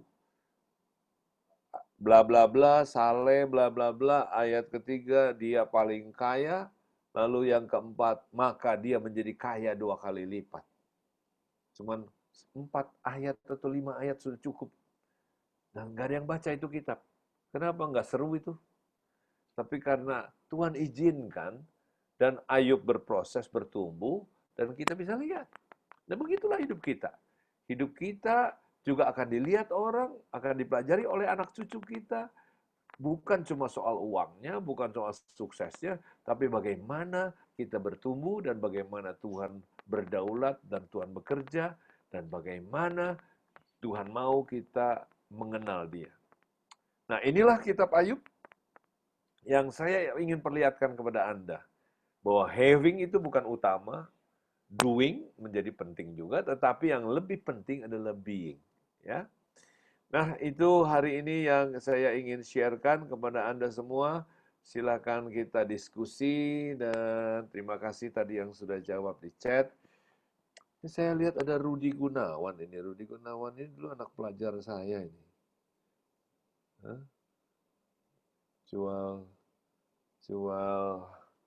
Jual apa? CCTV rumah saya. Yang pasang CCTV rumah saya nih. Betul nggak sih, Ruth? Oke, teman-teman, silakan. Halo, Ibu Lilik. Halo, Mayoni. dari Surabaya, Ibu Lilik ini. Yuk, silakan diskusi. Bukankah menarik kitab Ayub ini? Bukankah seru? Menarik, Kak. Seru banget kitab Ayub. Seru ya? Kak, aku mau nanya, Kak. Boleh dong, Di boleh. kitab Silakan. Ayub kan ada yang dibilang temannya itu Tuhan marah sama temannya Ayub tuh. Sampai Tuhan bilang dia mesti minta Ayub doain gitu. Oh. Tadi pas Kak Sam nyampein, selama ini aku kirain tuh Tuhan marah sama temannya Ayub itu karena temannya kan nuduh Ayub kan, apa ada dosa, ada ini ya kan. Nah tadi waktu pas disampaikan terus pas aku ini, ternyata Tuhan marah itu karena yang tadi Kak Sam sampaikan itu. Ya, salah satu dari percakapan-percakapannya biasanya karena Ayub mulai ditanya, lu pasti ada salah lu, kalau enggak mungkin lu sampai kayak gini gitu. Ayub mati-matian bilang, enggak gitu ya, bukan berarti Ayub mengeraskan hati, bukan berarti Ayub merasa sombong, enggak. Ayub orang yang cukup rendah hati kalau menurut saya, cukup memeriksa introspeksi gitu, bahwa dia dapati bahwa kalaupun dia ada salah kan dia sudah datang minta ampun. Bahkan anaknya punya tanggung jawab aja, dia yang mintakan ampun buat anaknya. Jadi kalau menurut saya Ayub orang yang berani untuk datang sama Tuhan untuk minta ampun kalau ada kesalahan. Gitu. Robi udah dengar 2 kali sih ya ini cerita ya. Aku suka baca sih, Kak. Ayub yang lagi itu udah dengar 2 sekali kan waktu saya pernah sharing. Ayo teman-teman sebelum Ya, Kasam. Ibu Mary apa kabar? Yuk, siapa? Silakan. Oke, Kasam. Oke. Ya, ada beberapa pertanyaan, nggak apa-apa? Boleh. Itu tandanya kamu belajar. Ini, Kasam, di ayat 1, ini mohon pencerahan. Dikatakan bahwa Ayub itu kan orangnya saleh, jujur, takut akan Tuhan, menjauhi kejahatan. Nah, yang jadi pertanyaan, kok nggak begitu detailnya gitu, saleh, jujur, takut akan Tuhan, menjauhi kejahatan. Bukankah orang yang takut akan Tuhan itu pasti menjauhi kejahatan? Bukankah orang yang takut akan Tuhan itu pasti jujur? Nah, itu mohon pencerahan. Kemudian dari penjelasan Kasam yang terakhir, ini saya jadi jadi bertanya lagi nih. Ayub udah saleh, udah jujur, sudah takut akan Tuhan, menjauhi kejahatan. Tapi Tuhan menginginkan pertumbuhan. Berarti nggak cukup gitu. Jujur, saleh, takut akan Tuhan, menjauhi kejahatan itu pertumbuhan iman atau pertumbuhan yang diharapkan oleh Tuhan. Itu yang kedua. Satu dulu. Okay. Takut saya lupa. Jadi pertanyaannya tadi apa tuh? Saya udah lupa yang pertanyaan 1. Pertanyaan aja langsung. Kenapa enggak dalam enggak dalam satu kalimat gitu, takut akan Tuhan? Ini detail banget gitu. Oke. Apa gitu? Kalau itu jawabannya saya nggak tahu. Wong yang nulis bukan saya. Ya. Jadi kalau kenapa, saya nggak tahu. Yang nulis bukan saya. Jadi nanti kita mesti tanya sama penulisnya. Kalau kita ketemu di sorga. Itu. Yang kedua. Yang kedua, tadi kan bahwa dengan pencobaan itu Tuhan menginginkan pertumbuhan. Nah, yes, kan itu bagus. Ayub sudah. Pertanyaannya bagus. Ini saya jawab langsung. Ya. Pak Hoki. Ya. Menarik sekali pertanyaannya Pak Hoki bahwa apakah nggak cukup? Ya. Kenapa? Karena Tuhan yang kita kenal, Tuhan yang tidak terbatas. Jadi kalau Hoki ketemu Pak Jokowi aja mungkin kalau cuma setahun nggak cukup untuk mempelajari pribadinya gitu ya. Mungkin butuh 5 tahun baru sampai bisa memahami. Jadi berkat itu pun kalau tiap hari ketemu gitu ya. Tapi Tuhan yang tidak terbatas ini kita mungkin butuh 1000 tahun. Kita belum habis-habisnya kita bisa mengenal Tuhan. Nanti di dalam kekekalan itu kita akan tertegun setiap hari, kita terpesona setiap hari tentang mengenal Tuhan. Ya, dan Tuhan bukan objek yang membosankan, bukan sesuatu yang dipelajari 10 tahun, 100 tahun cukup, tapi Tuhan yang tidak pernah kita bisa bayangkan pribadinya. Jadi kalau ditanya nggak cukup, jelas sangat tidak cukup. Saya percaya hari ini kalau Ayub ini adalah tokoh memang beneran, ada di dalam tempat di mana dia bersama-sama Nabi Nuh, bersama Heno, bersama Elia, kumpul sama Musa. Saya percaya mereka lagi mendiskusikan dan juga terus belajar tentang siapa Tuhan Sang Pencipta ini, ya, dalam dimensi yang lain. Saya pikir mereka sedang sibuk dan sedang selalu terpesona. Itu jawaban saya, Pak Oki. Ya, makasih. Yang ketiga. Yang ketiga, tadi kan di pasal pertama-tama itu bahwa ada pagar gitu. Nah, yang pertanyaannya, apakah Ayub tahu bahwa Tuhan memagari? Ini pertanyaan bagus. Kalau Ayub mengetahui atau tidak, saya nggak tahu persis karena nggak ada informasi yang saya pernah baca di Alkitab tentang si Ayub itu dari kitab Ayub. Tapi kalau saya lihat dari kesimpulan dia bahwa masakan aku menerima yang baik, masakan aku nggak terima, masakan ketika yang nggak baik aku nggak terima, saya pikir dia mengerti ada batas-batas yang Tuhan izinkan atau enggak. Saya kira dia ada kemungkinan di situ dia mengerti, ya, dari beberapa ayat-ayat yang lain. Tapi ini baru sekali lagi baru kemungkinan. Jadi ini pertanyaan yang bagus. Ada yang keempat, Pak Hoki? Nggak ada, Pak. Terima kasih, Kak. Terima kasih, Pak Hoki, untuk pertanyaannya. Yuk, yang lain. Handri. Silakan, Handri. Kak, dari penjelasan Kak Asam tentang Ayub ini, saya tangkapnya gini, Kak. Jadi orang yang saleh, orang yang takut Tuhan, orang yang jujur, orang yang menjauhi kejahatan, belum tentu juga dia itu kenal Tuhan ya, Kak ya. Maksudnya dalam arti ini kan Tuhan pengen banget nih, bukan yang dilakukannya, yang doingnya itu, tetapi kan benar-benar kenal Tuhannya gitu, Kak. Jadi kisah Ayub ini sebenarnya mungkin bisa kita pelajari lebih dalam, Kak, untuk kita pakai untuk tadi misalnya untuk berjaga-jaga kalau sampai kan mungkin aja yang Ayub alami dialami oleh kita kan, Kak. Oke. Dalam arti kata mungkin kita merasa takut Tuhan, kita udah saleh gitu, Pak. Jadi buat kita mengerti atau mungkin ini kita berjaga-jaga, oke, kalau Tuhan ada punya maksud rencana untuk kita lebih kenal lagi, berarti ya kita tahu nih bahwa ini sesuatu yang mungkin nanti Tuhan izinkan untuk Tuhan karena memang mau kenal dia lebih pribadi lagi gitu ya, Kak. Handri, terima kasih, pertanyaannya sangat baik.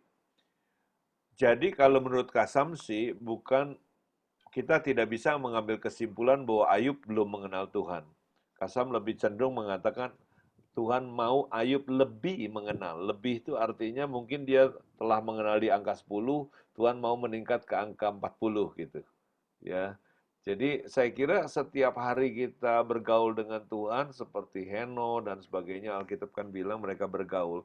Saya percaya itu dalam rangka kita semakin mengenal Tuhan. Dan kemudian pengalaman-pengalaman baik kita lagi di lembah kekelaman sekalipun, di padang rumput yang hijau sekalipun, itu dalam rangka kita semakin mengenal dia.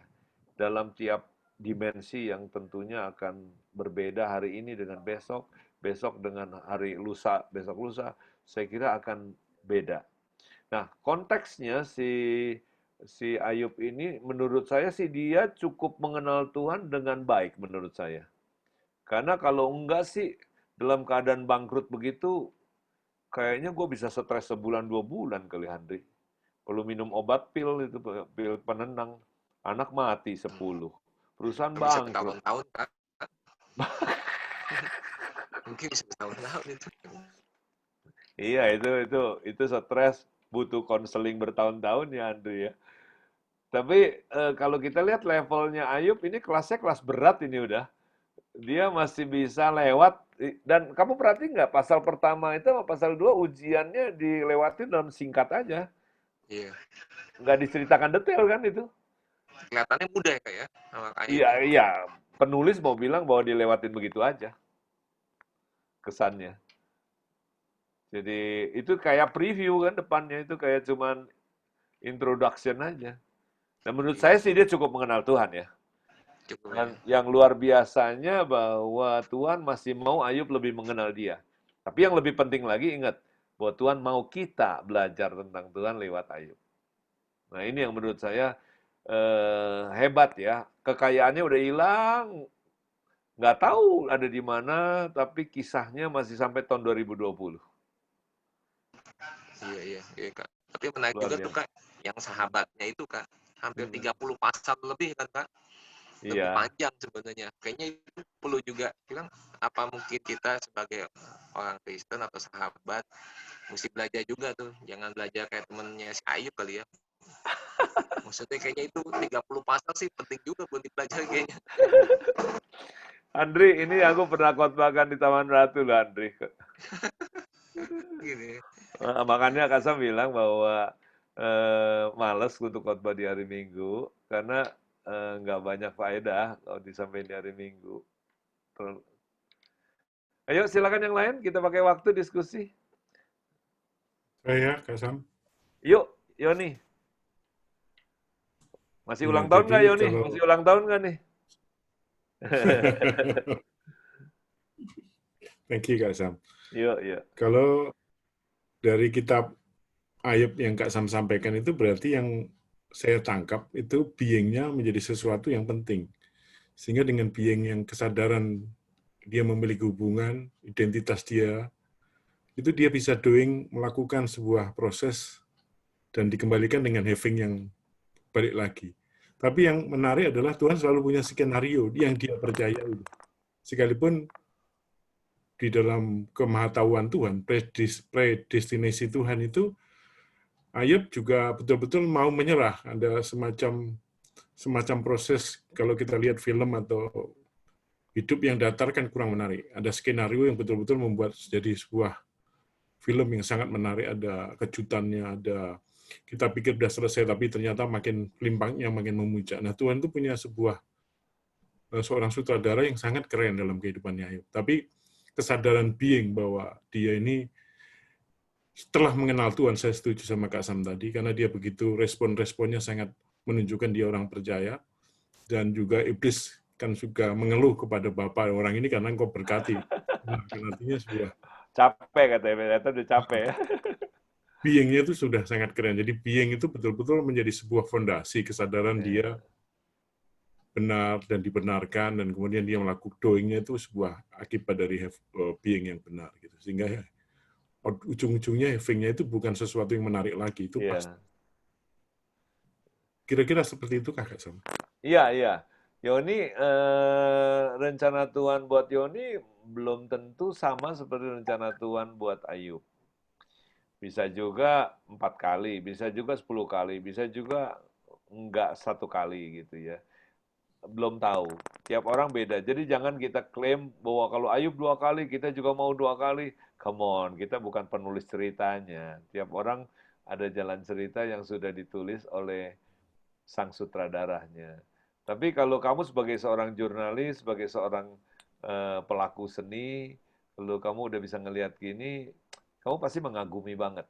Mengagumi betapa Tuhan itu luar biasa membuat sebuah skenario ya. Makanya ketika Riko bertanya kalau pernyataan bahwa aku tahu tidak ada rencanamu yang gagal. Nah, waktu Kasam berusaha bangkit dari segala situasi, di situ Kasam diingatkan oleh Pak Julianto juga bilang, Pak Sam jangan pikir bahwa Pak Sam bisa menggagalkan rencana Tuhan. Dan Kasam juga pegang ayat ini bahwa, oh iya benar. Nah, banyak yang berkata, Sam kalau kamu mati kan rencana Tuhan gagal. Oh tunggu dulu, rencana Tuhan nggak bisa gagal, Yoni. Ya, jadi kalau kita lihat, Elisa kan dinubuatkan, ditentukan untuk mengalami 2 kali mujizatnya Elia. Tapi waktu si Elisa mati, dia baru membangkitkan 1 orang. Nah, satu hari ada orang membuang bangkai ke lubang di mana ada tulangnya Elisa. Dan orang itu tiba-tiba bangkit dari kematiannya. Nah, jadi artinya Tuhan nggak pernah gagal. Jadi seandainya Tuhan mau pakai si Samhiton ini untuk memberkati 500.000 orang dalam hidupnya. Tapi karena Kasam hidupnya bandel, baru 100.000, Kasam udah mati duluan, Yoni. Ya nggak apa-apa. Tuhan emang gagal? Enggak. Kenapa? Tetap Tuhan masih bisa pakai ceritanya Kasam, sejarahnya Kasam, dan sebagainya untuk mempengaruhi, untuk menjadi alat, jadi berita buat yang sisa 400.000. Cuma bedanya apa? Masalahnya saya tidak ikut menikmati bagaimana cerita itu digenapi. Nah, di situ saya baru sadar waktu Tuhan memberikan pemahaman itu. Terserah, Sam, kamu mau ikut menikmatinya, atau kamu cuma nonton, atau kamu mau jadi pelakunya. Wah, saya bilang, saya mau jadi pelaku. Jadi, 400.000 nama hidup ya. Nggak usah nunggu diteruskan oleh murid-murid Kasam. Bisa lewat murid, bisa lewat buku, bisa lewat cerita, bisa lewat khotbah yang direkam. Nggak ada yang mustahil. Jadi saya baru sadar bahwa dulu khotbah-khotbah saya berkata, jangan kamu mati sebab rencana Tuhan masih panjang. Dan kalau kamu mati, Tuhan gagal. Kok Tuhan jadi sempit sekali. Tuhan kok direduksi begitu rupa seolah-olah Tuhan tergantung kita. Tuhan sang maha penguasa dan sangat punya grand design yang tidak mungkin diganggu-gugat. Jadi itu salah satu pembelajaran dari kitab Ayub. Oke, silakan teman-teman, 1-2 pertanyaan lagi sebelum kita akhiri. Saya Kasam mau tanya. Yuk, silakan. Kasam, ini kan yang saya tahu itu kalau sifatnya Allah itu bisa kita kenal lewat lewat firman-firmannya tuh ada pattern-nya gitu. Tuhan tidak pernah berubah gitu. Nah, saya yang ada kepikir tuh di sini masalah Ayub ini seolah-olah di awalnya itu Allah itu Tuhan itu ditantang oleh iblis gitu. Seolah-olah si setan ini nantanglah, ayolah Ayub pasti ginilah gitu. Lalu Tuhan itu mengizinkannya gitu. Sampai yang menurut saya sih kepikirnya tadinya kok kayak berat banget ya, sampai kalau kehilangan kekayaan sih masih kepikiran, tapi kalau kehilangan sampai anak mau digantiin 2 kali juga anaknya, saya pikir saya nggak mau ganti anak saya tadinya 1 jadi 2 juga nggak mau gitu. Itu cukup berat gitu.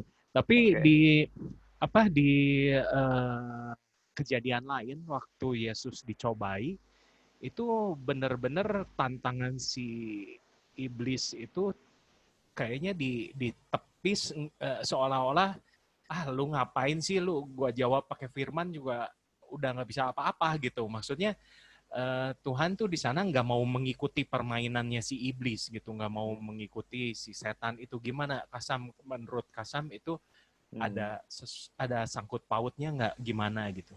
Ya, bagus cara kamu melihat sesuatu. Gini, Yer, dan teman-teman, Jamie, kalau saya tanya, selain setan, siapa yang menantang Tuhan?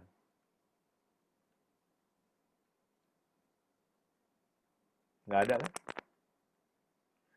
Nah, cerita apapun kalau nggak ada yang nantang, kagak dibaca orang, Jam. Kalau cerita apapun nggak ada masalah, nggak ada yang baca. Ya bukan berarti Tuhan pedagang cerita, bukan. Tetapi kita tahu bahwa di dalam alam semesta ini sejauh kita pahami, nanti sesudah kita mati masuk ke kekekalan, kita akan mengerti lebih jauh. Sampai saat ini kita cuma tahu bahwa di dalam alam semesta ini ada Sang Maha Pencipta dan ada penantangnya. Dan penantangnya ini tentunya yang namanya nantang bukan nantang yang ece-ece. Sama lah kalau kamu nonton misalnya dulu Mike Tyson gitu. Mike Tyson melawan penantang dari mana? Dari Maluku. Nggak ada yang nonton, James. Nggak ada yang beli tiketnya, nggak ada yang beli karcisnya. Jadi kalau Tuhan izinkan, apalagi bakal ditulis di Alkitab, tokohnya gitu, ya pasti sesuatu yang kelasnya yang sesungguhnya nggak dibuat-buat. Tapi ini kelasnya kalau kayak kita lihat Daud ya, Daud lawan Goliat, lawan beruang, itu kan nggak bohong itu. Ya kalau kita lihat Samson lawan singa gitu ya, itu kan nggak bohong. Musa lawan Fir'aun itu kelasnya ya kelas begitu. Nah kenapa? Karena ini mau ditulis di Alkitab, jadi inspirasi buat kita. Ya mungkin mungkin kalau Jamie nggak diizinkan Tuhan lah sampai kayak Ayub gitu ya. Ya mungkin kelas kita nggak nyampe ke situ. Tapi kalau buat jadi cerita di Alkitab ya kelasnya mesti yang berkelas ya. Walaupun ini bukan fiktif, ini betul-betul real. Kalau kita lihat rasul-rasul juga ngalami aniaya-aniayanya kan ya real, ya seru. Ya, makanya kita nggak jadi rasul, Jem. Ya, kelasnya. Tapi sekali lagi cara kamu mikir ya bagus. Kalau kamu bilang aku sih nggak sanggup, ya Kasam juga nggak nyanggup sih, Jem. Makanya kalau kita pikir kalau hari ini kita ngalami sesuatu, jangan nangis dulu, jangan nyerah dulu. Banyak sekali contoh-contoh yang jauh lebih berat dari kita. Ya, jadi apapun yang kita hadapi hari ini, jangan kita langsung berkesimpulan udah berat amat gitu ya. Masih jauh kali dari kata berat gitu. Ya Jem ya. Jadi kalau kesimpulan nasihatnya atau jawabannya ke situ kali. Oke teman-teman, saya pengen kita break up room bagi bertiga-tiga ya. Siapa? Randy sama Robi tolong dibantu kita break up room supaya saling kenal diri Anda ya. Tiga-tiga, bertiga.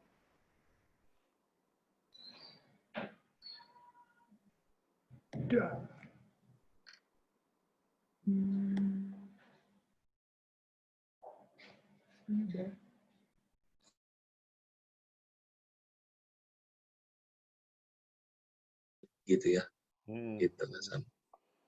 Oke, satu orang atau dua orang sharing yang bisa menguatkan kita semua. Saya berikan waktu 2 menit. Kita masih punya waktu.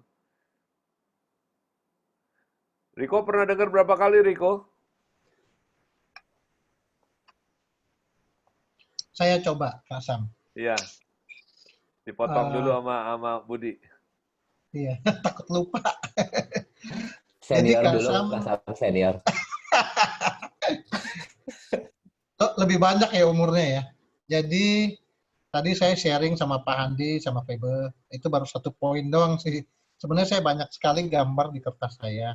Saya coba sampaikan yang saya dapat. Jadi saya tadi hari ini nggak banyak nanya, tapi banyak merenung. Saya jadi mengerti bahwa karena pada waktu semua ini berjalan, tadi saya di break room saya bicara tentang proses, ya kan? Kan mata melihat, telinga mendengar, baru terakhir mulut berucap. Saya bertanya, saya masalahnya ada di mana? Ada di mata kita, di telinga kita, apa di informasinya? Menurut saya masalahnya ada di prosesnya. Karena kita nggak bisa, pasti bisa kecolongan apa yang kita lihat, kita dengar. Tapi saya nggak ngomong itu. Saya membayangkan Abraham, Kak Sam. Abraham, Kak Sam. Abraham itu menurut saya mirip-mirip ceritanya sama ini. Tapi ada perbedaan yang mendasar tapi nyambung, Kak Sam. Perbedaannya gini. Abraham itu bisa sampai menyerahkan, kan dia disebut bapak orang beriman. Abraham itu menyerahkan Ishak itu dengan senang hati tanpa pakai habis nyerahin gue mati aja deh. Nggak gitu kan. Karena dia udah mencapai satu titik dia beriman. Nah disinilah saya juga belajar gini. Tadi Kak Sam kan pakai kata sinyal, sinyalnya putus-putus, lowbat. Saya mencari titik baliknya, break even point-nya, titik baliknya itu pas apa ya si Ayub itu? Pas reconnected. Pas dia reconnected di pasal berapa tadi? 32 sampai 37. 38. Oh 38 ayat 1 ya. Saya menulisnya reconnected, terus pasal 40 ayat 1 dan 6 itu udah connected, dan pasal 42 saya tulis dia sudah live streaming. Gitu. Jadi dia bisa live streaming setelah dia di-connected. Jadi titik balik ini penting sekali. Nah, saya langsung ingat kepada anak yang hilang. Anak yang hilang itu di-connected-nya pada waktu aku telah berdosa terhadap surga dan terhadap Bapa. Jadi saya banyak belajar loh hari ini. Bahwa ternyata ujung-ujungnya pengenalan kita akan Tuhan. Jadi gini Kak Sam, Abraham itu nggak bicara mengenal Tuhan lagi. Dia sudah punya iman, Pak.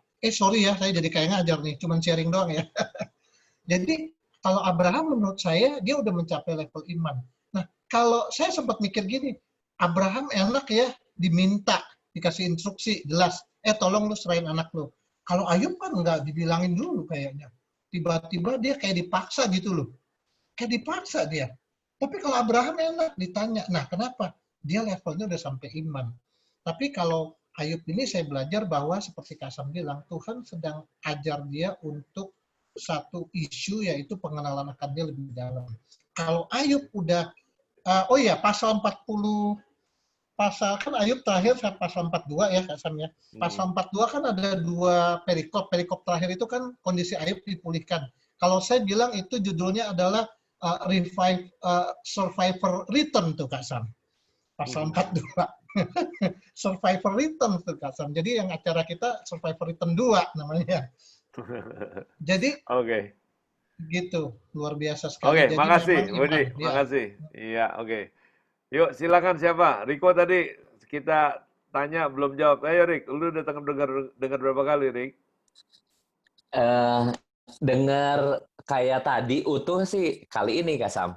Oh gitu. Yang kemarin-kemarin ngobrol sama Kasam bicara tentang Ayub, yang Kasam ceritain keren lo Ayub, hebat lo Ayub gitu ya. Tapi sekarang jelas sekali Kasam menurut Riko dari awal kenapa Tuhan pede sama Ayub, karena Tuhan tahu karakternya Ayub, keberhargaan diri Ayub utuh.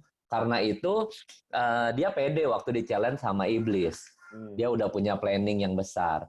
Tapi pada waktu Ayub membuka celah ya, membuka pagar, ketika dia terlalu banyak dengar, terlalu banyak lihat, terlalu banyak ngomong apa yang diucapin sama sahabat-sahabatnya, padahal dia udah menang lawan semua jurus-jurusnya iblis tuh.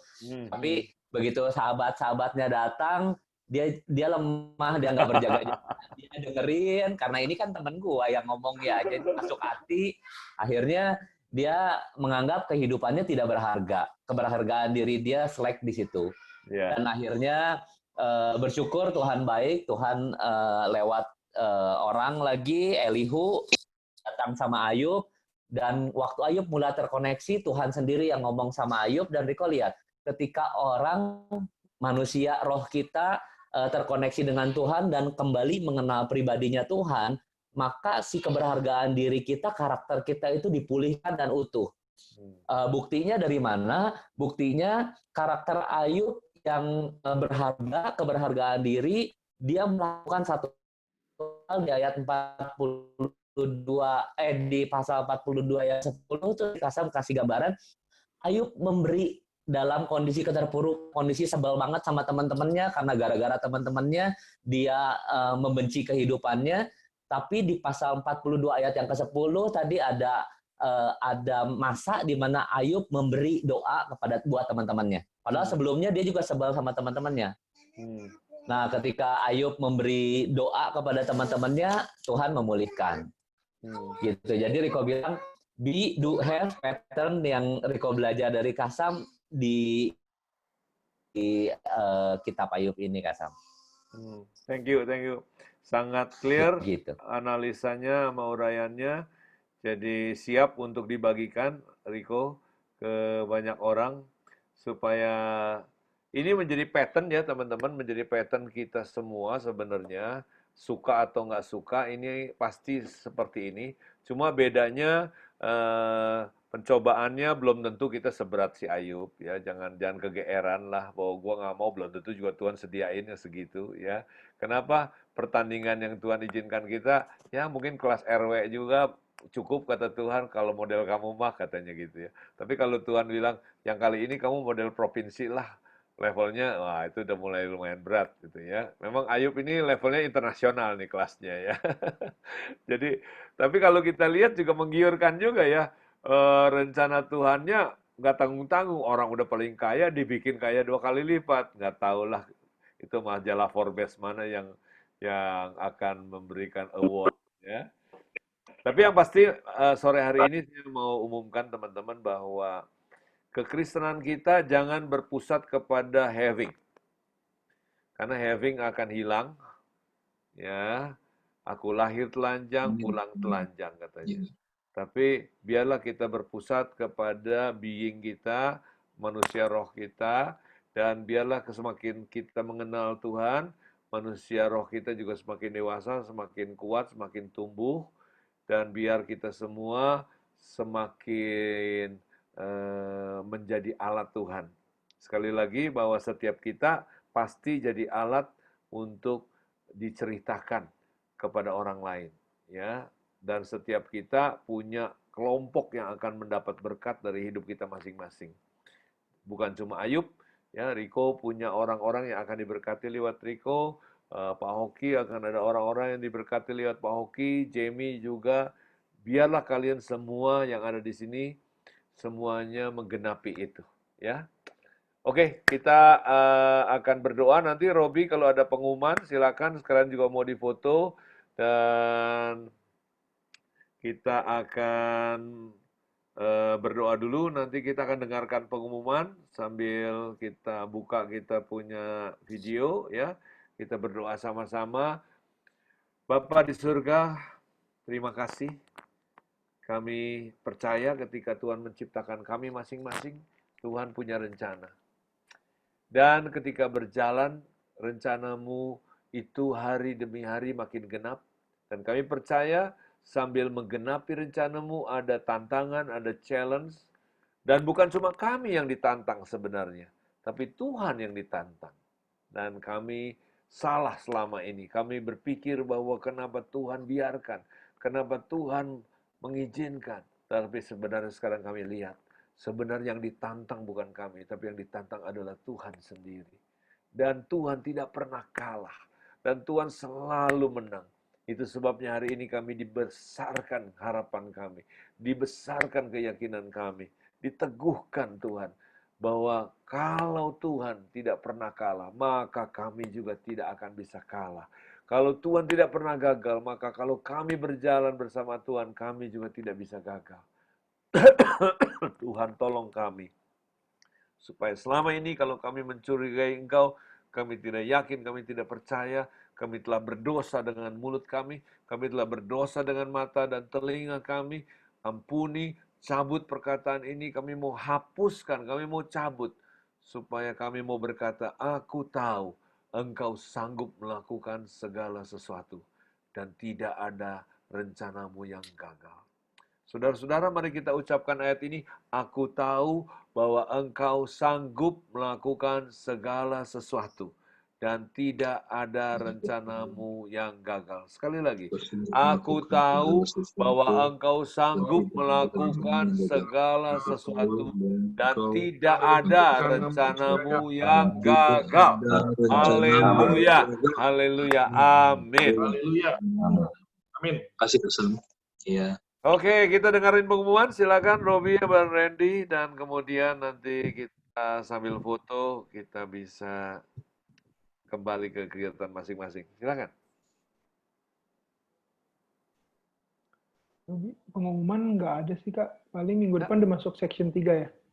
Oke, minggu depan kita masuk section 3. Teman-teman, kalau mau ngundang, please minta konfirmasi komitmennya supaya mereka betul-betul nyediain waktu. Karena ada beberapa teman ikut 1-2 terus hilang. Saya sih nggak keberatan. Ya, cuma maksud saya ingatkan aja mereka bahwa ini betul-betul seperti, atau Anda dengerin aja rekamannya bilang gitu ya. Kita nggak mau membebani siapapun, tapi kita juga nggak mau melarang siapapun, dan kita nggak pingin juga menghakimi siapapun. Cuma kasih tahu kalau mau ngintip-ngintip silahkan, kalau mau dengar-dengar silahkan, ya di rekaman. Tapi kalau Anda mau belajar, kita sangat silahkan, kita very welcome. Dan teman-teman, yang kedua, kita mohon doa terus supaya ini Tuhan bisa pakai. Ya, semoga apa yang Tuhan sudah titipkan ke saya sekarang serahkan ke Anda. Anda juga bertumbuh, Anda bisa dipakai Tuhan.